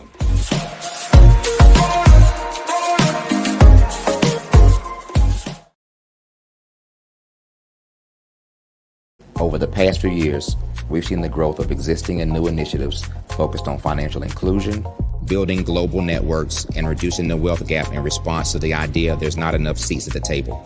Whether their outcomes are to increase the representation of Black executives on corporate boards, ensure an inclusive global economy, or to create new U.S. African commercial pathways, the strategies are often carried out by separate programs.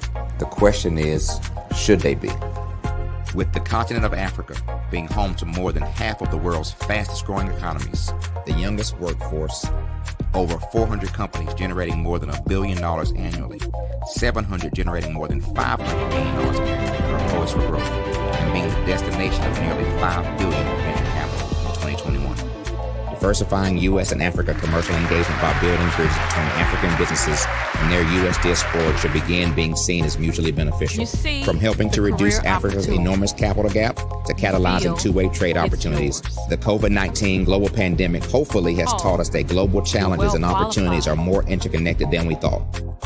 During the pandemic, African companies like Unicorn Flutterwave, insurance provider Reliance Health, ride-hailing app Yasir, and 54 Gene, the continent's first bank of DNA on people of African descent, prove that when African companies have access to networks, capital, and information, they grow big, grow fast, and create solutions that are valuable to the world. This is why Be Direct was created. We are the first U.S.-based but African-centric board preparedness and board search company designed to connect U.S. Black talent and corporations to African businesses. Unique and fundamental to Be Direct's success is our process of helping board candidates adapt their experience and networks to an African context before they're connected to high-growth companies that are looking to locally and globally scale. From our focus groups with African business execs and government leaders, we don't ignore the sentiment that business is easy, but people are hard. Having a pool of board candidates with hard-to-access networks and extensive experience across the business life cycle, including successfully raising capital, is table stakes for an initiative like this. So yes, we have that. But corporate or entrepreneurial success in the U.S. does not guarantee success in Africa. Developed alongside industry partners on the continent, our training program, Be Direct Prep, is designed to transpose their experience to create cultural comfort, understanding, and a commitment to helping businesses in Africa scale. Our board governance sessions are African, continental, and country-specific, integrated with cultural awareness and dexterity training, masterclasses led by African industry execs, and mentoring and coaching from African continental-based facilitators.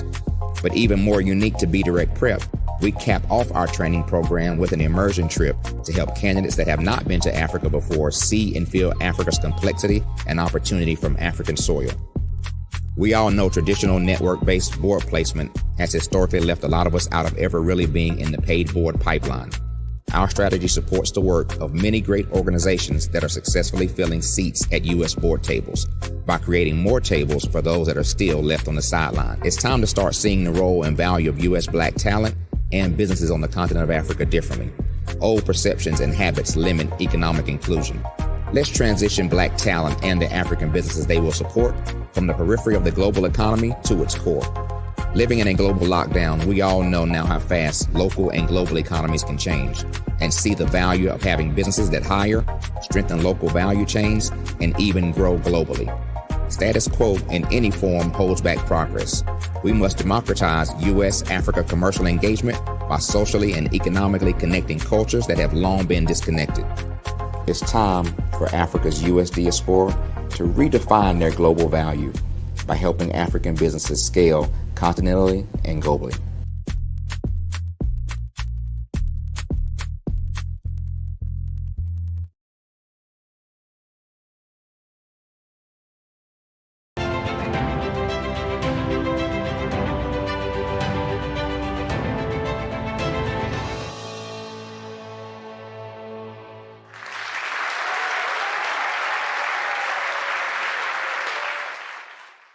You see the career opportunity. You feel it's yours. After all, you're well qualified, but you don't apply. You feel stuck and can't move forward in your career. I've learned as a 10-year career strategist, we must learn how to show up. To show up, we will rise up. We have an amazing resource on this planet, a resource with tremendous potential. That resource is us, women. Far too many of us, when we want to rise up and advance in our careers, we hit an invisible barrier. It's called the glass ceiling. And when we do make it through the glass ceiling, chances are we're more closely scrutinized than men. As women, we face more barriers to promotions in many organizations. However, I've discovered the biggest barrier, believe it or not, is ourselves. As women, we often hold ourselves back.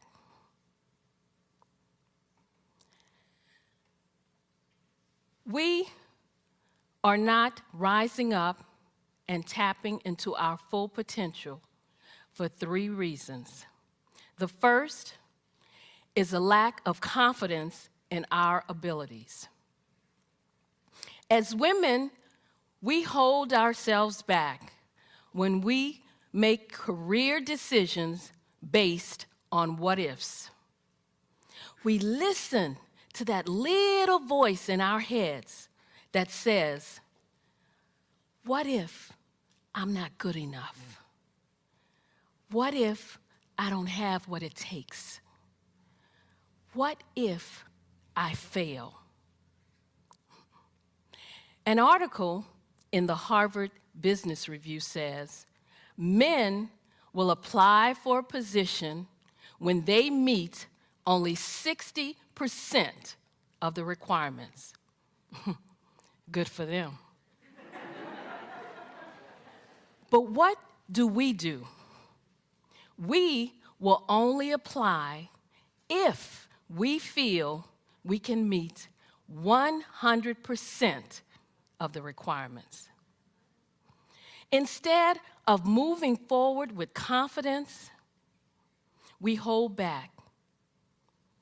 We let fear and doubt take over, even though we know we're well qualified. And the second reason is a lack of assertiveness. We have talents and potential, but who will see them if we don't speak up and get noticed? When we join a meeting, we often sit in the back or to the side. When we could assert ourselves, we don't. We shrink back. We let others interrupt us or say nothing when other people take our ideas. When we do speak up, we express ourselves with uncertainty, saying things such as, I'm not sure if this is relevant. I don't know if this is helpful. This may not be a good idea, but when you and I use words and phrases like these, we undermine our credibility. And the third reason, we don't build a support network. My friend, Kim, applied for a position. Her female supervisor felt she was more than qualified. But the supervisor would not give Kim a recommendation. The supervisor felt it would look too much like favoritism. To me, this just looked like one woman who would not reach back and help another woman. If we want to rise up, we must learn to support each other. We need to show up to rise up. Showing up means taking responsibility for your own career path. It was 2005, and I had a comfortable job as an analyst working for the U.S. government, but I wanted more. A supervisor's position opened up, and I submitted my application. I tried to find out as much as I could about who was applying, what were my chances. I discovered that 2 men were applying for the same position. I also discovered that neither of these men had the qualifications that I had. But I was optimistic because one of the women on the interview panel told me that she would support me. So I walked into that interview room well prepared. I answered all their questions. I aced that interview. 3 days later, I was told I wasn't selected.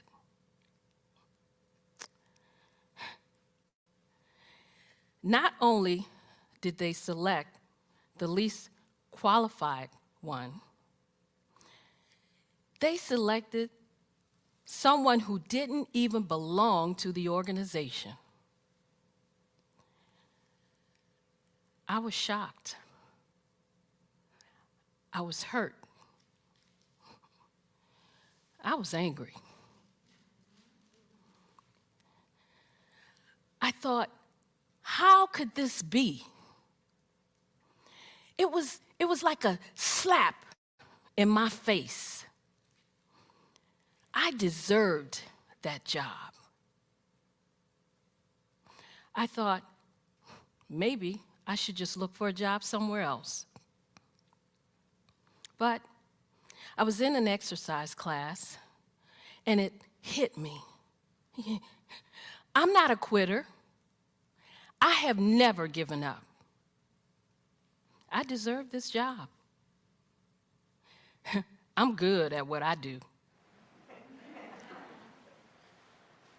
At that moment, I realized that if I wanted to rise up, I needed to show up.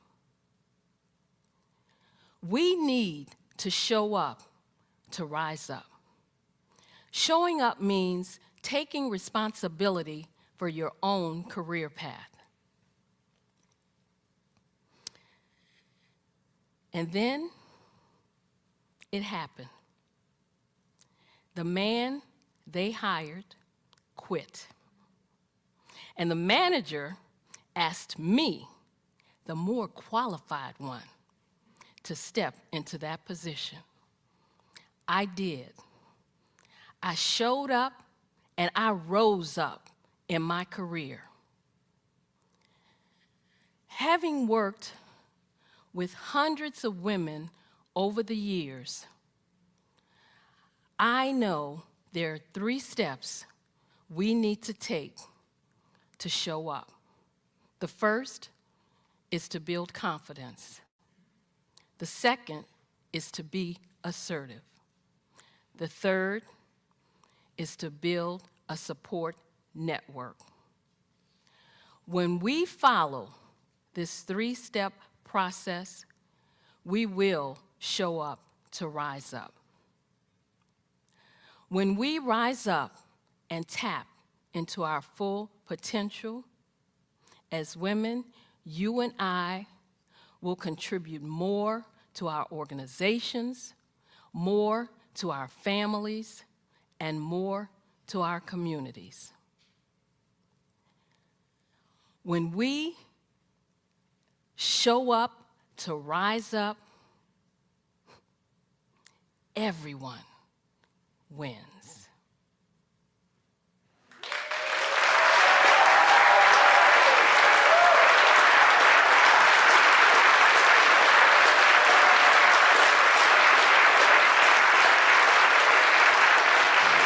Did you know women represent just 3% of Fortune 500 CEOs and less than 15% of corporate executives at top companies worldwide? Have you wondered what the secrets are to getting into the top ranks, whether in the private or public sector? Do you want to figure out how to stop being held back in your career or passed over for promotion? Then you're in the right place. Hi, I'm Dr. Madeline Ann Lewis, President and CEO of the Executive Women's Success Institute. I have decades of experience in the military, the federal government, and corporate America, and my mission is to help women succeed and tap into their full potential. I want to reach 1 million plus women around the world to become the leaders they are meant to be. So if you want to move into a management or executive level position, or maybe you are a female veteran transitioning out of the military into business entrepreneurship, then reach out to the Executive Women's Success Institute at 301-693-3284. Let us get you on the fast track to success.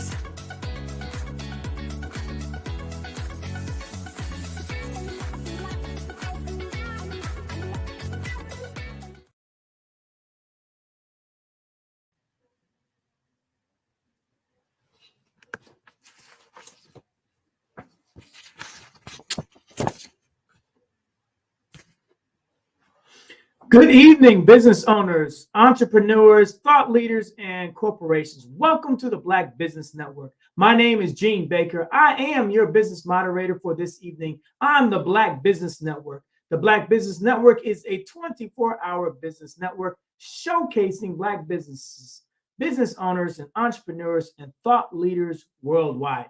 We have speakers from North Carolina all the way to London, to Singapore, to Africa, to Japan, and cities all over the United States. The Black Business Network is a global community sharing its business knowledge to empower, to inspire, and educate businesses about business.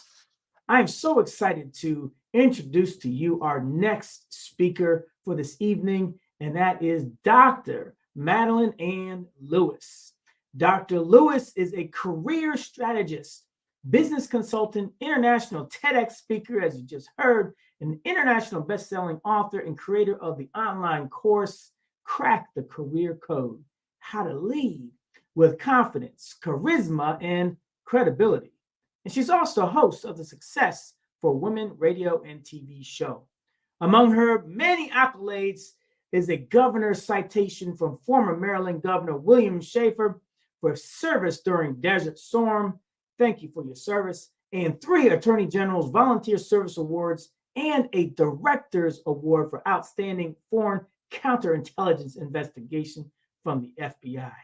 Dr. Lewis was nominated for Office Depot 2007 Businesswoman of the Year, amongst other awards. Without further ado, I present to you Dr. Madeline Ann Lewis. Well, hello there. How are you? I am doing great.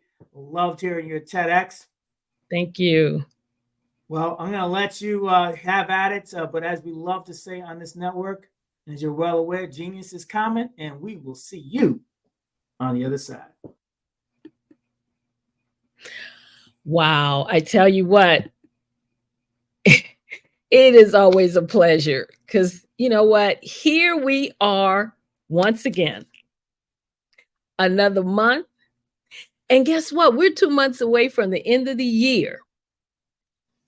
What a great accomplishment. And something I have to tell you that I am proud to be a part of, because I am always honored to have the opportunity to be on such a phenomenal platform as the Black Business Olympics, which is shown on the Black Business Network. You know, just saying that makes me proud. It gives me so much pleasure to see and to hear so many Black sisters and brothers sharing their expertise and providing so many resources. If you've been watching and listening, you've seen this week so far the best of the best business owners, business leaders, thought leaders, heads of corporations worldwide. So before getting started, I would be remiss if I did not take just a moment to thank Dr. Eric Kelly III for bringing me on to this phenomenal platform, for sharing this incredible vision and what I consider to be a noteworthy occasion. That he has shared with so many of us. Thank you, Dr. Kelly. I want to thank you also for always being an encouragement and an inspiration to me and all the leaders you've seen and heard this week. Dr. Kelly has produced what is a one-of-a-kind platform, something that has not been seen before. You know, he is bringing us into what will be called, or what will be seen as, the greatest of all time. This platform is literally changing the lives of people, businesses, and corporations worldwide. And here's something that I heard him say earlier in the week. When the timekeeper sounds, this platform will be a part of history. And you know what? It will. Dr. Kelly, thank you for letting me share in this vision. Thank you. And now I want to say hello to all the viewers out there. Again, I'm Dr. Madeline Ann Lewis, and I am the president and CEO of the Executive Women's Success Institute. And what I do is help women navigate through some of the obstacles that they may face when trying to reach the top rung of the career ladder. In other words, I help them to get into those executive positions that sometimes may be hard to reach. I help them to focus on a positive and successful mindset, which can also help them to get there. So what I want to talk to you about is having that successful mindset. You know, on the first day this week, as I listened to Dr. Kelly opening up, he asked several questions. And they were, the first one was, what is your why? The next question he asked was, are you living in your happiness today? And then he said, what impact are you going to make on people worldwide? I want you to think about those questions, because if you didn't hear him earlier this week on Monday, when he asked those questions, maybe you weren't paying that much attention, but here they are again. So I want you to think about how you are or will answer them now, or even in the future. Because this is all about believing in yourself. And believing in yourself is the cornerstone of any remarkable transformation. Success is not just about acquiring skills and knowledge. It's about embracing your inherent worthiness and truly believing you deserve the successes you envision. Change starts from within. And I believe that's what Dr. Kelly was telling you. He was saying to you, you can do this. You can do what all these other individuals who you have seen this week have done. Maybe not exactly what they did or how they did it, but you can do what you set out to do if you believe in yourself. So celebrate your achievements, no matter how big or how small. You know, I almost forgot that part of it, celebrating your achievements. And so I'm going to pause right here because I'm going to tell you about something that happened to me this month on October 6th. I received the Prince George's Prince George's County Chamber of Commerce Award for their Excellence in Business Visionary of the Year. And the reason why I'm telling you about this It's not to brag about it, but it's to let you know that I almost forgot to celebrate that achievement until someone who's very dear to me called me up and said, "Hey, I want to take you to lunch." And I just thought, hey, we're going out, we're going to have a nice lunch, chit chat. And what this individual did when we were at lunch and when lunch was over, she not only did she give me a gift, but she had this card that she read. And oh my goodness, when she finished reading the card, tears were just rolling down my eyes. Because what she said to me, she said, "I wanted to celebrate you. You deserved to be celebrated for what you have achieved." And I say that because when I talk to my clients, which are mostly women, that's one of the things that they have to remember, that they have to know, that they have to get into, celebrating other women, their achievements, and celebrating your own achievement. I almost forgot that until this dear friend of mine reminded me that you have to celebrate your achievements. Yes, it was a big deal. My community recognized me. And I almost let it go as that, yeah, I was excited about it, but I didn't get really appreciative of it until she did what she did. And I'm saying all of that because I want all of you to understand, when you look at all the people that have come this week so far to bring you information, to bring you resources, to pour out to you all their knowledge and expertise. They're doing it because they want to not only have you to be able to celebrate your accomplishments, but they want to show you that they celebrate you too, because they have the faith that you can do what they've done. You can do it, but you have to believe that you can.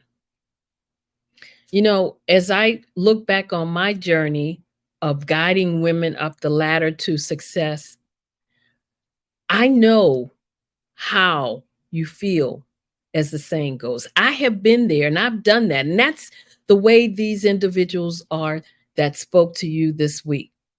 The speakers this week, they've been there. They've done that. This is why I too have a passion for helping women in any way that I can, because I was blessed with mentors who saw my gifts and helped me to reach levels in my career, in civilian and in the military.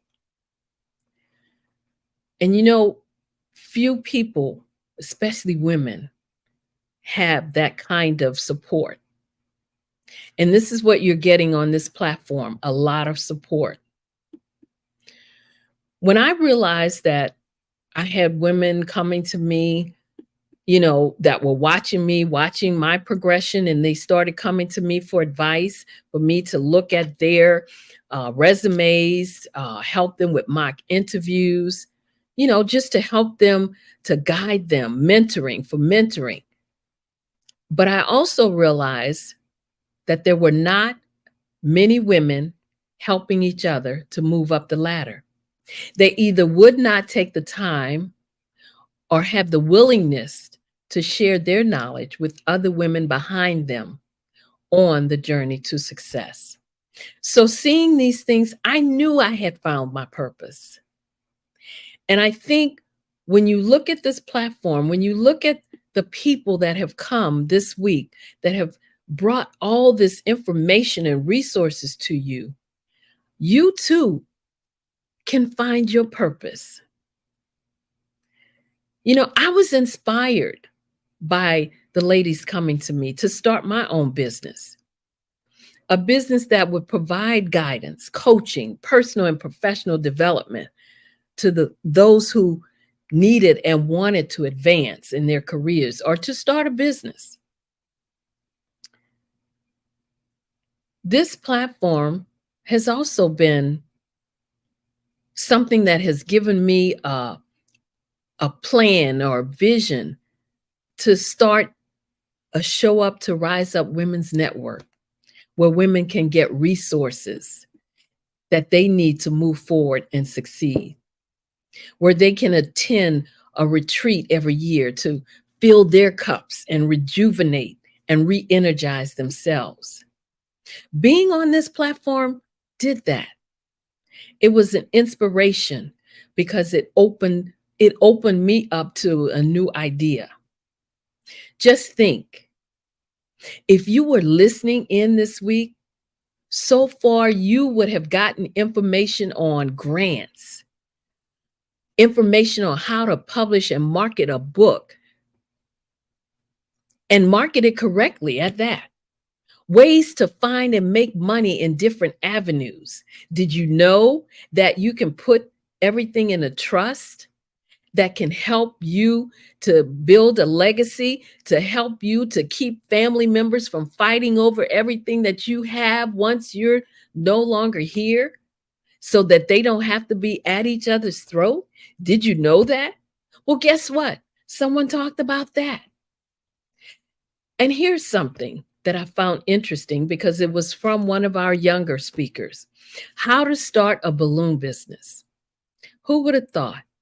This young lady thought about that, or that vision came to her during the pandemic. And guess what? She didn't sit on that idea. She started a business, and now she's coming and giving you tips and information on how she got started, what it took, how she did it. This was information provided by individuals who have, as I said before, have been there, who have faced the obstacles, who have made it, and now they want to share that success with you so you can also be successful. You know, one of the reasons many people struggle to become successful is because they don't have a clear vision of what they want to accomplish. They may have a vague worldly view of the benefits they think they should gain. You know, the usual, like more money or a bigger house, a fancy car, but they have no idea what it takes or how they will achieve these things. As you know, history offers us many examples of people and organizations that have had quick success and made money in the short term, but could not sustain that success. More often than not, they failed to sustain that success because they did not make a commitment to excellence. They were willing to take shortcuts, and those shortcuts likely proved to be their undoing in a lot of cases. Developing a reputation for excellence is the best insurance for long-term wealth and success. And then, again, you have those who eventually, they just lost interest when they couldn't see much progress, you know, that those that want it right now. Or in some cases, they see there is real work to be done. And so they don't want to do any real work. They just want it to fall in their laps. Now, the problem may not be that they're incapable of reaching the level of success that they desire, but rather that they do not have, as I said, a clear vision of what they want to accomplish. A vision will help you to overcome obstacles in the way, and it helps you to hold on when times are hard. A vision that is well defined helps you to focus and create a purpose that becomes your measurement for success. If you do not have a vision of who you want to be, how you want to succeed, or what you want out of life, you may begin to lack drive, and your life could become just an order of events. A vision will make you ask yourself, where am I now, and who do I want to be?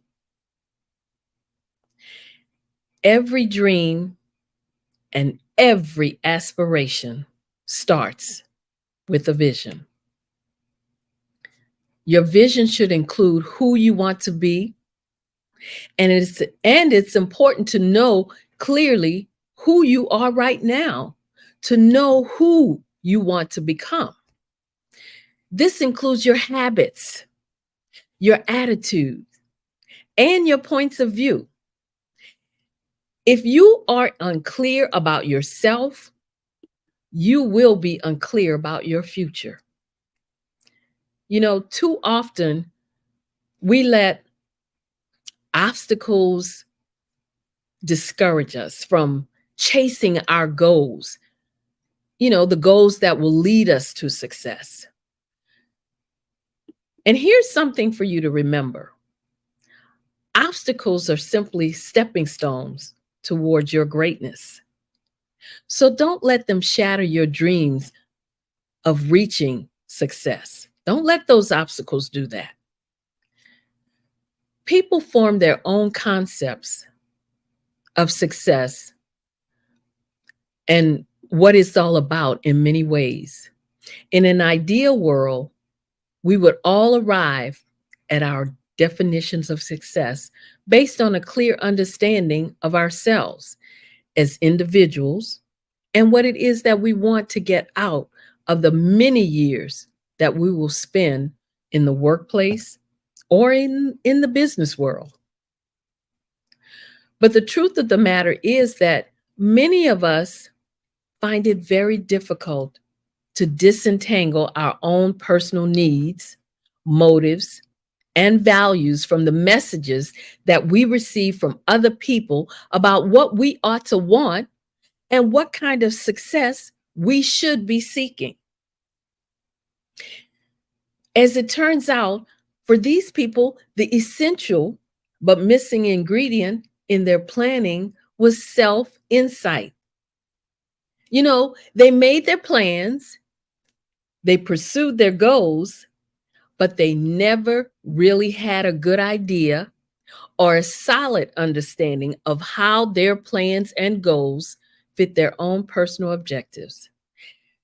They just assumed that they were doing the right things, but all the while, they never realized until it was too late that they were working with someone else's concept of success and not their own. Now, you will often find that success means very different things to different people. Yet we often talk about and think about success as though we all have the same concept of what a successful person is. So, what is success? What do you think it is? I think success means making the difference that only you can make. I think it means being appreciated and rewarded for being your true self each day.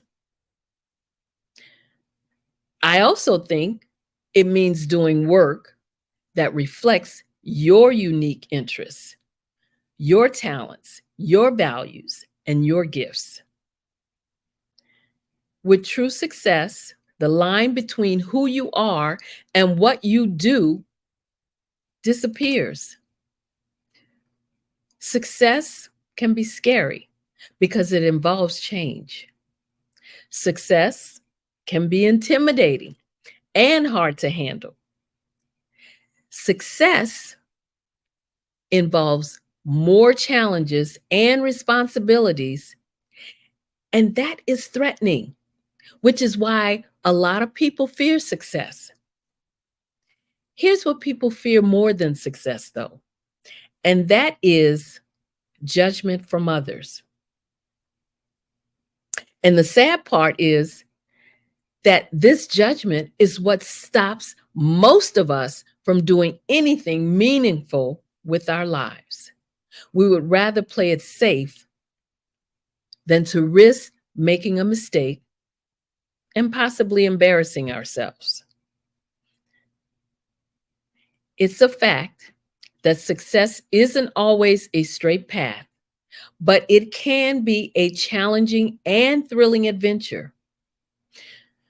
And one thing I want you to remember, most of us do not start out successful. Success is an experiment that comes with plenty of trial and error. It is built as you learn from mistakes along your path to personal and professional development.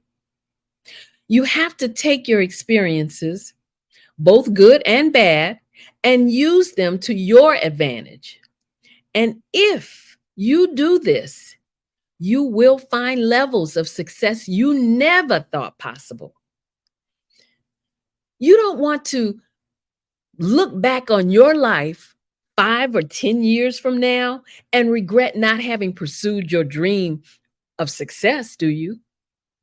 And trust me when I tell you, the pain of regret will be much stronger than the temporary discomfort of stepping out of your comfort zone.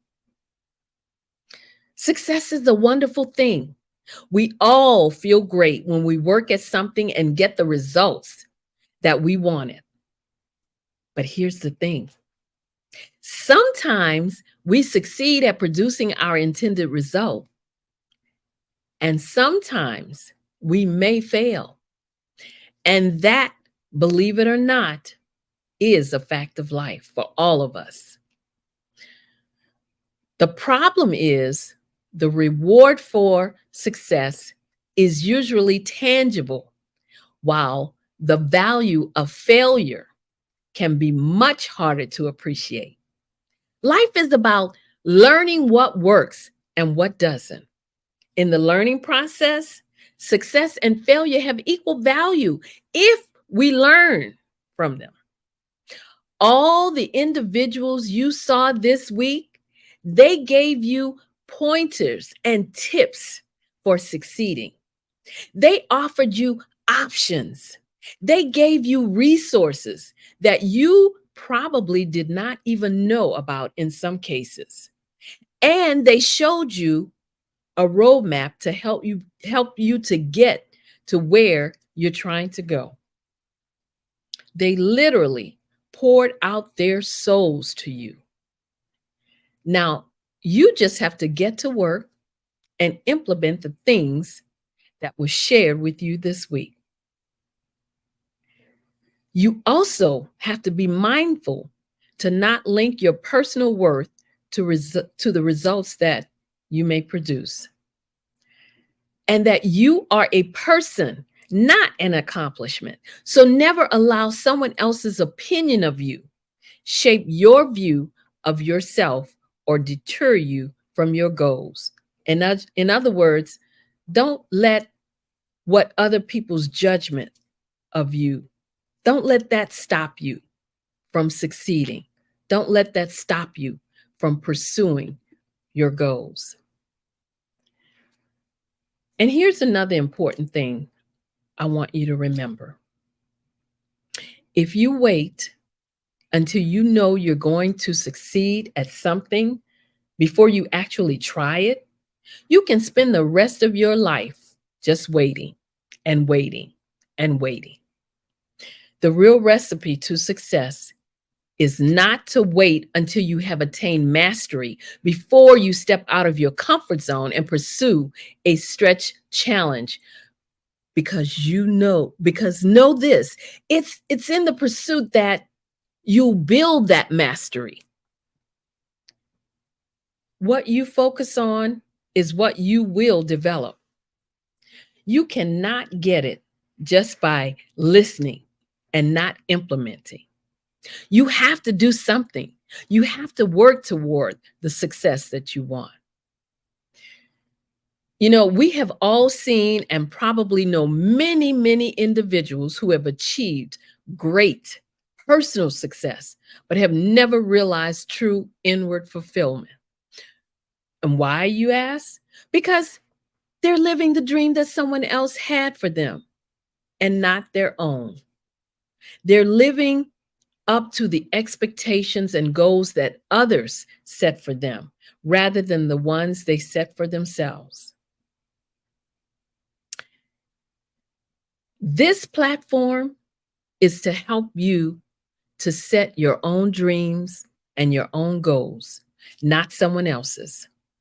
That's what the information you're receiving here will do for you, if you let it. With all that said, I'm going to give you another secret to success, and that is to never stop learning. Obtaining knowledge is a continuous journey. The best leaders know they're never in a place where they wouldn't benefit from the insights of others who have attained success. Now, I'm going to speak specifically to all my ladies out there, because you know, that's who I am passionate about. That's who I love to see succeed. Not that I don't want all of you to succeed, but my ladies especially. Just in case you didn't know this, women are a very particular bunch. And as such, you have to start thinking like a success before you become one. My point is, you need to have the right attitude and the right frame of mind if you want to achieve success. The right attitude and the right mindset means you have to be confident. You have to be persistent. You have to think big. You have to make continuous improvements.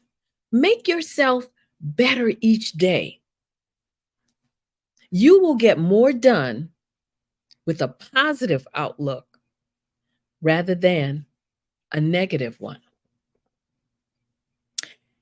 And I will say to you, hold on to your passion, your determination, and your unwavering belief in yourself.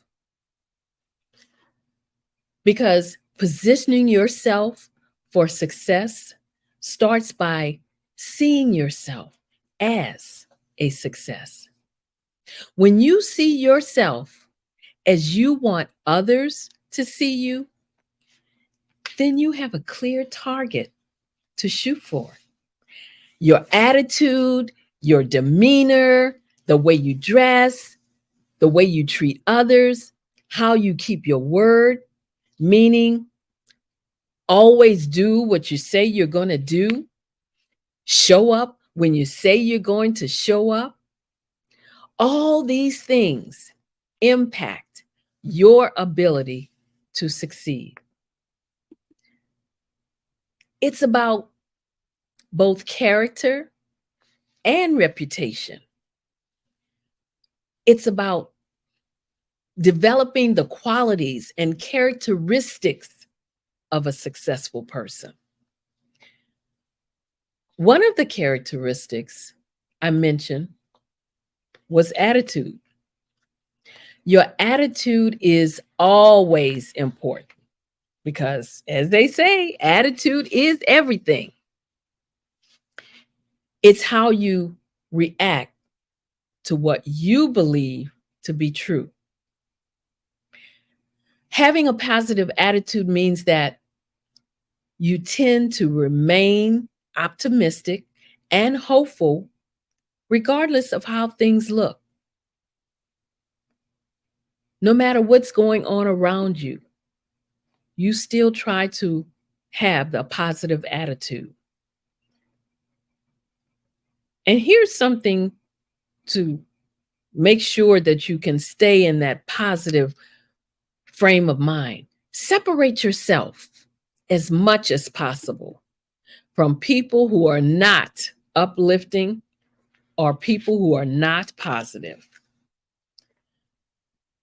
And remember that you cannot change others. You can only change yourself. So don't even try to change somebody else's attitude when they have a bad attitude. And ladies, I want you to remember that everything begins in the head. You are what you believe yourself to be. If you feel that you aren't good enough for a promotion, for a given career, or even to run a business, then guess what? You've set your own rules, and they're the wrong rules for the game. Having an open mind and a positive mindset means that you are open to the idea that you have value and that you have worth, and that your contribution, big or small, can and will mean something to this world. Know that nothing is ever 100% guaranteed. So if at any time you make the wrong choice, realize you're human and it's a part of life. But always maintain your integrity by owning up to the decision you make, no matter the outcome. A successful leader recognizes the success of others and celebrates their achievements. When we as women get into the habit of being confident, of being assertive, and building a support network, I know we will rise up and tap into our full potential. Because women are one of the greatest resources on this planet. And every businesswoman will tell you that their climb to success came with hurdles and obstacles to overcome. True success does not come easy, and it's not a piece of cake or a walk in the park, but determination will pay off. When it comes to succeeding, never tell yourself you can't be as successful as others. Know and believe that you are capable of accomplishing as much or more as anyone has accomplished. The key is to possess the same drive and determination, because that's what separates the successful from those who stand on the sideline and watch others reach the top. You know, after careful research, I have found that all successful people are alike in just one way, and that is how they think. That is the one and only thing that separates successful people from unsuccessful ones. And here's the good news. How successful people think, that can be learned. If you change your thinking, you can change your life. Success comes from clarity of purpose and repeated action, which is what you heard from a lot of individuals on the Black Business Olympics this week. So ladies, I say to you, don't waste this phenomenal opportunity. Don't waste this information or the resources that you received so far this week. You can always go back and listen to any of the sessions, and I challenge you to do so. Let your dream of success be the fuel that propels you forward. Ladies, I also want to say to you, don't dim your light or let anyone crush your dreams. Believe that you are worth it. Believe that you are capable. Believe that you can do anything you set your mind to do. So when Dr. Kelly asked the question on Monday, what impact are you going to make on people worldwide? I want you to remember this. What you do makes a difference. And what you have to be, and you have to be the one to decide what kind of difference you want to make. So show up, rise up, and become the successful woman you are meant to be. And when you do, everyone will win. I want to thank all the viewers out there who are listening to me tonight. I hope what I said to you made an impact, that you will go back and listen to the sessions. Again, I challenge you to do so. There is, and still to come, great resources, great information that you can get. If you have a goal, if you have a purpose, and you're not sure how to start, not sure where to begin, someone this week will help you to get started. Again, I am Dr. Madeline Ann Lewis, President and CEO of the Executive Women's Success Institute. If you'd like to reach out to me, you can email me at info@exwsi.com or go to my website, www.exwsi.com. And while you're there, make sure you download my 3-part video series on 3 things every woman should do to position herself for executive leadership. Thank you again for listening to me. As always, it's a pleasure to be on this platform. And kudos, thank you so much to Dr. Eric Kelly III.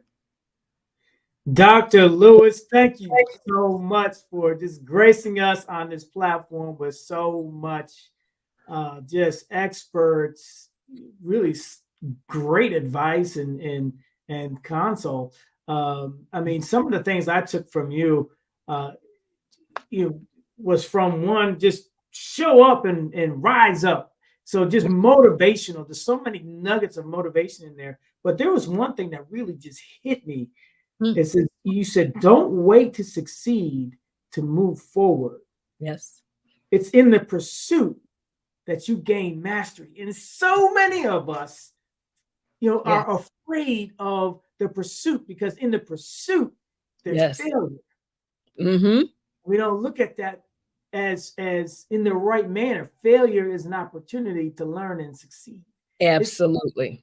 Absolutely. I love that part of it. The whole part about your mindset, thinking big and having a positive attitude, and you choose that attitude. That's so important as well. But I just love your message. So positive, so deep, so thoughtful, so powerful. Really helping people move forward in their lives and their careers. So thank you for what you do. And as we like to say on this platform, genius is common, and we will see you on the other side. All right. Well, what a night. I'm so happy to have moderated this evening with such great content and speakers. But why are we here?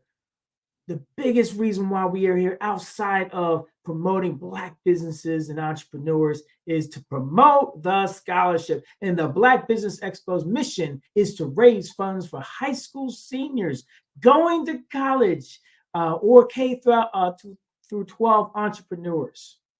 This expo is a fundraiser for students. So it's not successful unless you donate. So please go to www.blackbusinessexpousa.com to donate to the scholarship fund. Or you can use the Cash App that's on the screen below, which would be $BBXUSA. Our goal is to give laptops and up to $5,000 to 10 students. Students can register online at www.blackbusinessexpousa.com as well. So please, before you do anything else tonight, go and donate. We really appreciate you. Every dollar counts, so we want to remind you again and again, please donate to the Scholarship Fund. We also want to thank our Black Business Expo USA sponsors. We have appreciated you. We can't do what we do without your sponsorship. So thank you so much. Starting with First Financial Insurance Group, thank you so much. 5-Star BDM Media, thank you. Hello LLC, hello, thank you. NC100, Moody Capital Partners, Suede Soul, thank you. Lotus Rocher Coaching and Training, thank you so much. Carolina, Virginia, Minority Supplier Development Council, Step Management, Barbara H. Smith, LLC, thank you so much. Margie McLean Foundation Incorporated, thank you. Genius is Common, Earth Essentials, Malone Shania Global, thank you so much. Executive Woman Success Institute, Quality Coaching Company, Superwoman Business Services, thank you. Creative Force Studios, Lee Entertainment, Artistic App Design, and the Black Business Expo USA. We thank all of you from the bottom of our hearts. You are helping us make a difference. So genius is coming, and I'll see you on the other side. You are in the right place at the right time.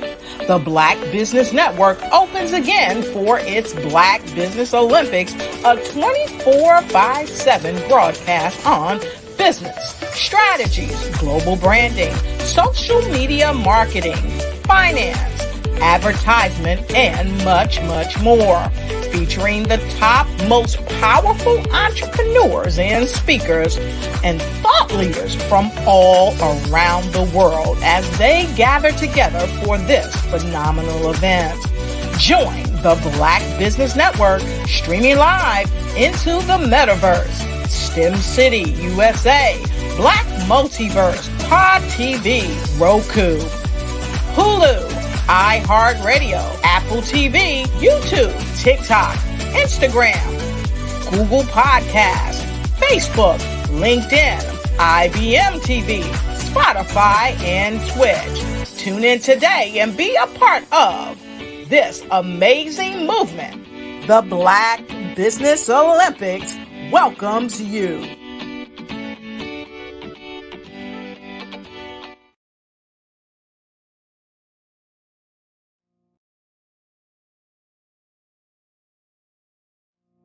Did you know that approximately 333.34 million businesses exist today, according to a report from 2021? And you may be one of those businesses, or maybe you're not in the business market yet, but you're aspiring to be a business owner.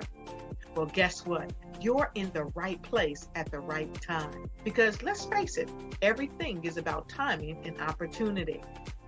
Hi, my name is Dr. Lotus Rocher, and I'm the CEO and founder of the Lotus Rocher Coaching and Consulting LLC, along with the Lotus Rocher Ignite Show.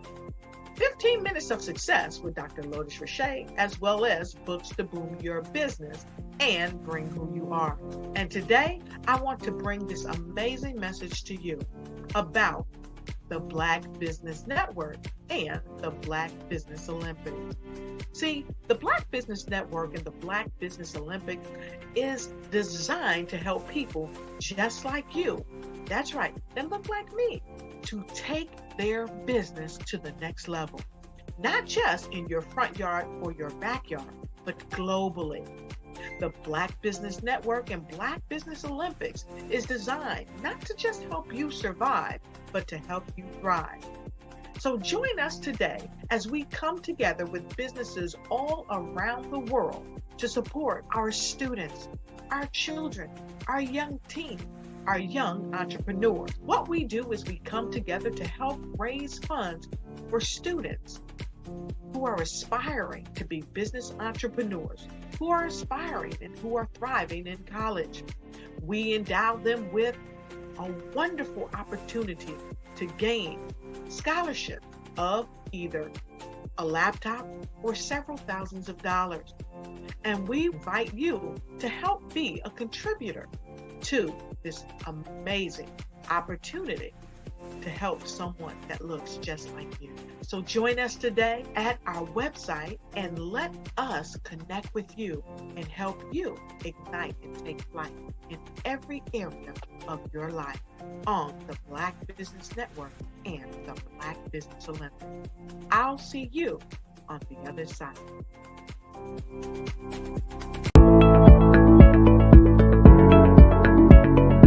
Prepare for what's coming and dominate in economic winter. Stand strong and thrive by showcasing your great products and services globally through the Black Business Network and Black Business Olympics. The Black Business Network has showcased over 2,000 companies with over $7 billion in sales each year. Over 10 million attendees have viewed the rebroadcast each month. Through the Black Business Olympics, unique styles of business training and mentoring are turning students into business owners and entrepreneurial warriors who will dominate in any economy. Gain the ultimate advantage of the Black Business Olympics, 7 days of unbelievable topics and speakers speaking around the globe. Donate your time and experience to provide expertise and scholarships to students worldwide and change the world. Now, more than ever, new insights, tools, strategies, and capabilities are needed. This is your chance for a major presentation to the world. Fill out the form and join the more than 2,000 speakers who have presented to over 200 countries. Join the Black Business Network streaming live into the Metaverse, STEM City, Black Multiverse Enterprises, Hulu, Amazon, YouTube, iHeartRadio, Apple, Facebook, LinkedIn, Pod TV, IBM TV, Spotify, and Google Podcasts. Sign up today. Spaces are limited, and we will see you there.